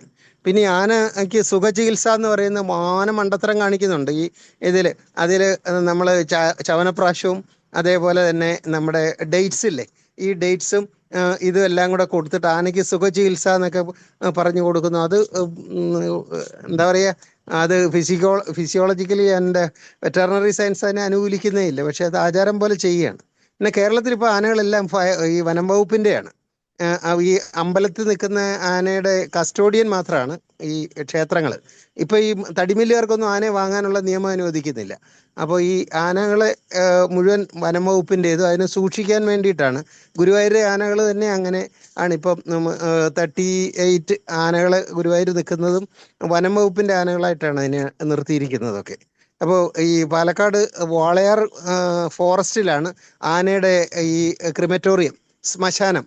കേരളത്തിൽ എവിടെ ആന ചത്താലും അതിനെ കൊണ്ടുവന്ന് അതിനെ ദഹിപ്പിക്കുന്നത് ഈ പാലക്കാട്ടെ വാളയാറിലെ ഈ ഫോറസ്റ്റിലാണ്. അതിനായിട്ട് ആനയുടെ വലിയ എന്താ പറയുക ശ്മശാനം വാളയാറിൽ ഫോറസ്റ്റിൽ ഒരുക്കി വെച്ചിട്ടുണ്ട്. അപ്പോൾ അങ്ങനെ കുറേ അതും വിറകിട്ട് കത്തിച്ച് മാത്രമേ അതിനെ ഇങ്ങനെ ക്രിമേറ്റ് ചെയ്യാവൂ എന്നൊക്കെ നിയമമുണ്ട് വനം വകുപ്പിൻ്റെ നിയമത്തിൽ. അല്ലാതെ വലിയ ആഴമുള്ള കുഴിയെടുത്ത് അതിനകത്ത് മൂടാനൊന്നും പറ്റില്ല. അപ്പോൾ അങ്ങനെയുള്ള കുറേ, കാരണം ഇത് ആന ദൈവമായിട്ടാണല്ലോ കണക്കാക്കപ്പെടുന്നത്. അങ്ങനെ കുറേ, എന്തായാലും ഓമൻ ടീച്ചറിനെ ഞാൻ സമ്മതിച്ചു. ഞാൻ എപ്പോഴും വിചാരിച്ചിട്ടുണ്ട് ഷീ ഈസ് വെരി ബ്രേവ്, ഭയങ്കര ധൈര്യവതിയാണെന്ന് തോന്നിയിട്ടുണ്ട്. 3 വയസ്സിലെ ആ ധൈര്യം തുടങ്ങിയെന്ന് ഞാൻ ഇന്നാണ് അറിഞ്ഞത്. കാരണം കുഞ്ഞിക്കുട്ടിയായിരുന്ന സമയത്ത് ആന വരണ്ട് വന്നപ്പോഴേ ഇല്ലേ പറയല്ലോ, ഇന്ന് ഈ ഒരു സിനിമയിൽ കണ്ടപ്പോൾ SI പറഞ്ഞു ഒരു നെഞ്ഞ് വിരിച്ച് അതിൻ്റെ മുന്നിൽ ഇങ്ങനെ നിൽക്കണമെങ്കിലുണ്ടല്ലോ ഭയങ്കര അപാരമായ ധൈര്യം വേണം. നമ്മളൊക്കെ ആനയുടെ ഈ ഒരു എന്താ പറയുക മണികിലുക്കം കാണുമ്പോഴത്തേക്ക് ഓടി സുരക്ഷിതമായിട്ട് നിൽക്കുന്ന, ഞാൻ ആനയെ ട്രീറ്റ് ചെയ്യുകയും അതിനെ ഈ ക്യാപ്ചർ ഗണ്ണ് വെച്ച് ഉപയോഗിച്ച് ട്രാങ്കുലൈസ് ചെയ്യുകയും ഒക്കെ ചെയ്തിട്ടുണ്ട്. അത് ഒക്കെ ഉണ്ട്. പക്ഷെ എപ്പോഴും നമ്മുടെ ഒരു സെക്യൂരിറ്റി നോക്കിയിട്ടാണ് അതിന് ഈ നമ്മൾ ഡാർട്ട് ചെയ്യുന്നത്. എന്ന് പറഞ്ഞാൽ ഈ മയക്കുവെടി വെച്ചിട്ട് അതിനെ അതൊക്കെ ഞങ്ങളെ വെറ്ററിനറി ഡോക്ടേഴ്സിനെ പഠിപ്പിക്കും. ഈ ഡാർട്ട് ചെയ്യാനും ഒക്കെ പഠിപ്പിക്കും. അപ്പോൾ സൈലസിൻ എന്ന് പറഞ്ഞിട്ടുള്ള മസിൽ റിലാക്സൻ്റ് ഇഞ്ചക്ഷനാണ് കൊടുക്കുന്നത്. അല്ലാതെ അതിനെ ബോധം കെടുത്തുകയല്ല ചെയ്യുന്നത്, മസിൽ റിലാക്സൻ്റ് ആണ്. എന്തായാലും ഗംഭീരം കേട്ടോ. ക്ലാസ് ഞാനിങ്ങനെ ആസ്വദിച്ച് കേൾക്കുമായിരുന്നു. ഓമൻ ടീച്ചർ ഗവേഷണം ചെയ്ത് ആഫ്രിക്കൻ ആന, അതുപോലെ ഏതോ ഒരു സാറ് പറഞ്ഞല്ലോ നമ്മുടെ ഈ നമ്മുടെ ഈ ബീഹാറിലും ആസാമിലുമാണ് ഫോറസ്റ്റിലാണ് ആന ഏറ്റവും കൂടുതലുള്ളത്. ഈ വെസ്റ്റേൺ ഘാട്ടിൽ ആന കുറവായിരുന്നു പണ്ട്. കാരണം അത് ഇപ്പോൾ പക്ഷെ ആന പെരുകി. ഇപ്പൊ ഈ വീരപ്പൻ ചത്തതോടുകൂടി, വീരപ്പനെ ഇല്ലാതായതോടുകൂടി ഈ വൈൽഡ് ടസ്കറുകളുടെ എണ്ണമൊക്കെ, കൊമ്പൊന്നും എടുക്കാൻ പറ്റില്ല. ഇപ്പൊ ഭയങ്കര മോഹൻലാൽ ആണെങ്കിൽ പോലും കൊമ്പ് കൈ വെച്ച് കഴിഞ്ഞാൽ പിടിച്ച് ജയിലിലിടാവുന്ന രീതി വന്യനിയമങ്ങളൊക്കെ കർശനമായിട്ടുണ്ട്. അപ്പോൾ ഇപ്പോൾ ആനകൾക്കൊക്കെ ഒരുമാതിരി സംരക്ഷണം നിയമപരമായിട്ട് കിട്ടുന്നുണ്ട്. അവയ്ക്ക് വെയിൽ കൊള്ളിക്കാൻ പാടില്ല, ഈ ടാർ റോഡിൽ അതിനെ മറ്റേ പറയെടുക്കാൻ കൊണ്ടു നടക്കാൻ പാടില്ല എന്നൊക്കെ കുറേ നിയമങ്ങളുണ്ട്. എന്നാലും സങ്കടമാണ് ആനകളുടെ കാര്യമൊക്കെ. പക്ഷെ ആനയും കടലും കണ്ടുകൊണ്ടിരുന്ന എത്ര കണ്ടാലും മടുക്കില്ല. നമ്മൾ കടൽ തീരത്ത് പോയിരുന്നാൽ എത്രയായാലും അവിടെ മടുക്കാത്ത പോലെയാണ് ആനയുടെ ചലനങ്ങൾ നോക്കിയിരുന്നാലും. ബ്യൂട്ടിഫുൾ അനിമൽസ് ആണ് ആന. തായ്ലൻഡിലൊക്കെ പോയാൽ അതെ, ചെറിയ ആനക്കുട്ടിയും ഒക്കെ ഈ ജയറാമൊക്കെ പണ്ട് ആനയെ വളർത്തുകയൊക്കെ ചെയ്യില്ല. തായ്ലൻഡിലൊക്കെ പോയ ആന ടൂറിസത്തിന്റെ വലിയ ഭാഗമാണ് അവിടെ. ആനയെ കൊണ്ടുള്ള ഒരുപാട് കാര്യങ്ങളൊക്കെ ഇപ്പൊ പക്ഷെ സർക്കസിലൊക്കെ ആനയെ നിരോധിച്ചിട്ടുണ്ട് കേട്ടോ. ആനയെ കൊണ്ട് ഇതൊന്നും കാണിക്കാനൊന്നും പാടില്ല. പണ്ട് ആന കൊണ്ട് ഒരുപാട് അഭ്യാസങ്ങൾ ഉണ്ടായിരുന്നല്ലോ, ഇപ്പൊ അതൊക്കെ നിരോധിച്ചിട്ടുണ്ട്. എന്നാലും സന്തോഷം. ഇതുപോലുള്ള ഒരു വൈൽഡ് ടോപ്പിക്കായിട്ട് ഓമന ടീച്ചർ ധൈര്യവതിയായിട്ട് ഇങ്ങനെ ആനകളെ മേയിച്ചുകൊണ്ട് ഞങ്ങളുടെ ക്ലാസ്സിലേക്ക് വന്നല്ലോ. Thank you. ഓമന ടീച്ചർ ഇന്ന് രാവിലെയാണ് പറയുന്നത് ഈ ക്ലാസ് എടുക്കണമെന്ന്. ഞാൻ പല പ്രാവശ്യം പറഞ്ഞു വേണ്ടെന്ന്. പക്ഷേ ഓമന ടീച്ചർ അത് പറഞ്ഞു നന്നായി. പക്ഷെ അത് പുതിയ നോളജാണ്. ഈ അൺഎക്സ്പ്ലോർഡ് ആയിട്ടുള്ള ഒരു മേഖലയല്ലേ നമ്മുടെ ഇതിൽ. ആനയുടെ മനഃശാസ്ത്രം ഉണ്ട് കേട്ടോ. നമ്മുടെ ആനയുടെ ഒരുപാട് ഈ മനഃശാസ്ത്രം ഉണ്ട്. മാതംഗലീലയിലും ഒക്കെ ഈ ആനയുടെ സൈക്കോളജി വർണ്ണിക്കുന്നുണ്ട്. അതുപോലെ ഈ നമ്മുടെ 6-ാം തമ്പുരാനുണ്ടല്ലോ, പൂമുള്ളി 6-ാം തമ്പുരാനാണ് കേരളത്തിലെ ആനയുടെ സൈക്കോളജി ഏറ്റവും കൂടുതൽ ഗ്രന്ഥങ്ങൾ രചിച്ചിട്ടുണ്ട് അദ്ദേഹം. 6-ാം തമ്പുരാന്റെ പൂമുള്ളി അതല്ലേ സിനിമയിലെ 6-ാം തമ്പുരാനല്ലേ മോഹൻലാല്. അത് ആ പേര് അഡോപ്റ്റ് ചെയ്തിരിക്കുന്നത് നമ്മുടെ ഈ ആറാം തമ്പുരാൻ, പൂമുള്ളി ആറാം തമ്പുരാനാണ്. പുള്ളി ആനയുടെ സൈക്കോളജിയുടെ ഒക്കെ ബുക്കൊക്കെ എഴുതിയിട്ടുണ്ട്. ആനയുടെ ലക്ഷണങ്ങൾ, രോഗം വന്നാൽ എങ്ങനെ തിരിച്ചറിയാം, പിന്നെ ആനയ്ക്ക് ഉള്ള ട്രീറ്റ്മെന്റും കാര്യങ്ങളും ഒക്കെ. ഈ മാതംഗലീല എന്ന് പറയുന്ന ഗ്രന്ഥമൊക്കെ ആനയുടെ ലക്ഷണങ്ങളും ചികിത്സകളും ഒക്കെ വർണ്ണിക്കുന്നതാണ്. എന്തായാലും നന്നായി. ഞാൻ ക്ലാസ് കേട്ട് നടുങ്ങിപ്പോയി കേട്ടോ. ഓമന ടീച്ചർ ഇത്രയും ഇൻഫർമേഷൻ കളക്ട് ചെയ്ത് ബ്യൂട്ടിഫുൾ ആയിട്ട് PPT ഒക്കെ ഉണ്ടാക്കി നമ്മുടെ മുന്നിൽ പ്രസന്റ് ചെയ്തതിന് ഒരു ബിഗ് സല്യൂട്ട്. നമ്മളെ അരിക്കൊമ്പനാണ് നമ്മുടെ പ്രധാനപ്പെട്ട ഓർമ്മ അല്ലേ? അതെ അതെ അതെ ഈ അതെ. ഇപ്പൊ മയക്കുവെടി വെക്കുന്നതും അതിനെ കൊണ്ടുപോകുന്ന ഒരു ദിവസം മുഴുവൻ ടി വിയിൽ അതെ അതെ അതെ. അരിക്കൊമ്പനെ. വയനാട്ടിലെ എൻ്റെ സുഹൃത്തുക്കള് രണ്ടുപേരാണ്. നമ്മുടെ അരുൺ സക്കറിയയും അനിൽ സക്കറിയയും വെറ്ററിനറി ഡോക്ടർമാരാണ്. അപ്പോൾ ഇവർ രണ്ടുപേരുമാണ് ഈ കേരളത്തിലെ ഏറ്റവും വലിയ ആന ചികിത്സയ്ക്കും ഡാർട്ട് ചെയ്യാനായിട്ട് മയക്കിനും ഒക്കെ ആയിട്ടുള്ള എക്സ്പേർട്സ്. അരുൺ സക്കറിയ വൈൽഡ് ലൈഫിലെ ഈ വനം വകുപ്പിന്റെ ചീഫ് വൈൽഡ് വെറ്ററിനറി ഓഫീസറാണ്. എൻ്റെ സുഹൃത്തുക്കളാണ് ഈ ചേട്ടനും അനിയനും ഒക്കെ. അപ്പൊ അവർ എൻ്റെ വീട്ടിൽ വരാറുണ്ട്. വയനാട്ടിൽ വരുമ്പോൾ ഞാൻ അവരുടെ വീട്ടിലൊക്കെ പോവാറുണ്ട് കേട്ടോ. ടീച്ചർ, ഓമന ടീച്ചർ. താര ഡോക്ടറും ആയിരിക്കുമല്ലോ. അതെ അതെ അതെ അതെ. ഓക്കെ. സുരേന്ദ്രൻ സാറിന്റെ ഇവരാർക്കും കോൺട്രിബ്യൂഷനും കൂടെ കൂടി. അതെ. അഭിനന്ദനങ്ങൾ. ഓക്കെ. ഇപ്പൊ അത് ഏകദേശം പൂർണ്ണമായി. Thank you. അപ്പൊ ഇനി വേറെ ആർക്കെങ്കിലും ഷെയർ ചെയ്യണമെങ്കിൽ പറയാം, അല്ലെങ്കിൽ നമുക്ക് വൈൻഡപ്പ് ചെയ്യാം. Okay, thank you ma'am, thank you. വളരെ സന്തോഷം. നാളെ നമുക്ക് തിരുക്കുറൾ, അല്ലല്ലോ സോറി, നാളെ നമുക്ക് കോമൺ സെൻസ് എന്ന് പറഞ്ഞൊരു വിഷയമാണ് എടുക്കുന്നത് ഹരിഹരൻ സാർ. ഓക്കെ, അപ്പൊ താങ്ക് യു. പ്രതാപ് പറയൂ, ഒന്നും പറഞ്ഞില്ലല്ലോ. പ്രതാപ് ജെ പറഞ്ഞോളൂ.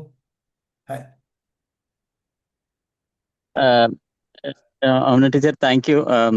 ഈ പ്രോഗ്രാം ഓർഗനൈസ് ചെയ്ത സാറിനും താങ്ക് യു. എന്തായാലും ഒരു കുറച്ച് വൈകി എത്തിയാലും വളരെ ഇൻഫോർമേറ്റീവ് ആയിരുന്നു. പക്ഷെ ഈ ഇമോഷണൽ സൈഡ് നോക്കുമ്പോൾ നമ്മൾ ഇത്രയും ക്രൂരന്മാരാണോ എന്നുള്ളത് തന്നെ എനിക്കിപ്പോ ഒന്ന് തോന്നിപ്പോയത്. നമ്മളുടെ സ്വാർത്ഥതയ്ക്ക് വേണ്ടിയിട്ട്. പക്ഷെ കടലിനെ നമുക്ക് കെട്ടാൻ പറ്റാത്ത കാരണം നമ്മൾ കടലിനെ അങ്ങനെ ഇട്ട് ആശ്രയിക്കുന്നുണ്ട്. ആനകളിനെ ഇത്ര ഇത് ക്യാപ്റ്റീവായിട്ട് ഇത് ചെയ്യുന്നത് വളരെ സങ്കടമാണ്. Anyway thank you. എവിടെയാണ് സ്ഥലം? എവിടെയാണ് പ്രതാപ് സാർ? എവിടെയാണ് സ്ഥലം? പാലക്കാടാണ് സാർ, പാലക്കാട്. പാലക്കാട്. അപ്പൊ ഇതൊക്കെ കൃത്യമായിട്ട് പരിചയവും അറിവും ഒക്കെ ഉള്ള ആളാണ് അല്ലേ? സാർ എല്ലാ ദിവസവും പ്രോഗ്രാം ഉണ്ട് കേട്ടോ, 7 മണിക്ക് ഇതുപോലെ തന്നെ ശരി ശരി സാർ, താങ്ക് യു. ഞാൻ ജോയിൻ ചെയ്യുന്നു. Okay, thank you. അപ്പോൾ നാളെ നമുക്ക് കോമൺ സെൻസ് എന്താണ്, സൈക്കോളജി ഓഫ് കോമൺ സെൻസ് നോക്കാം. സോ താങ്ക് യു മാം, വളരെ സന്തോഷം. Thank you and good night. See you. By.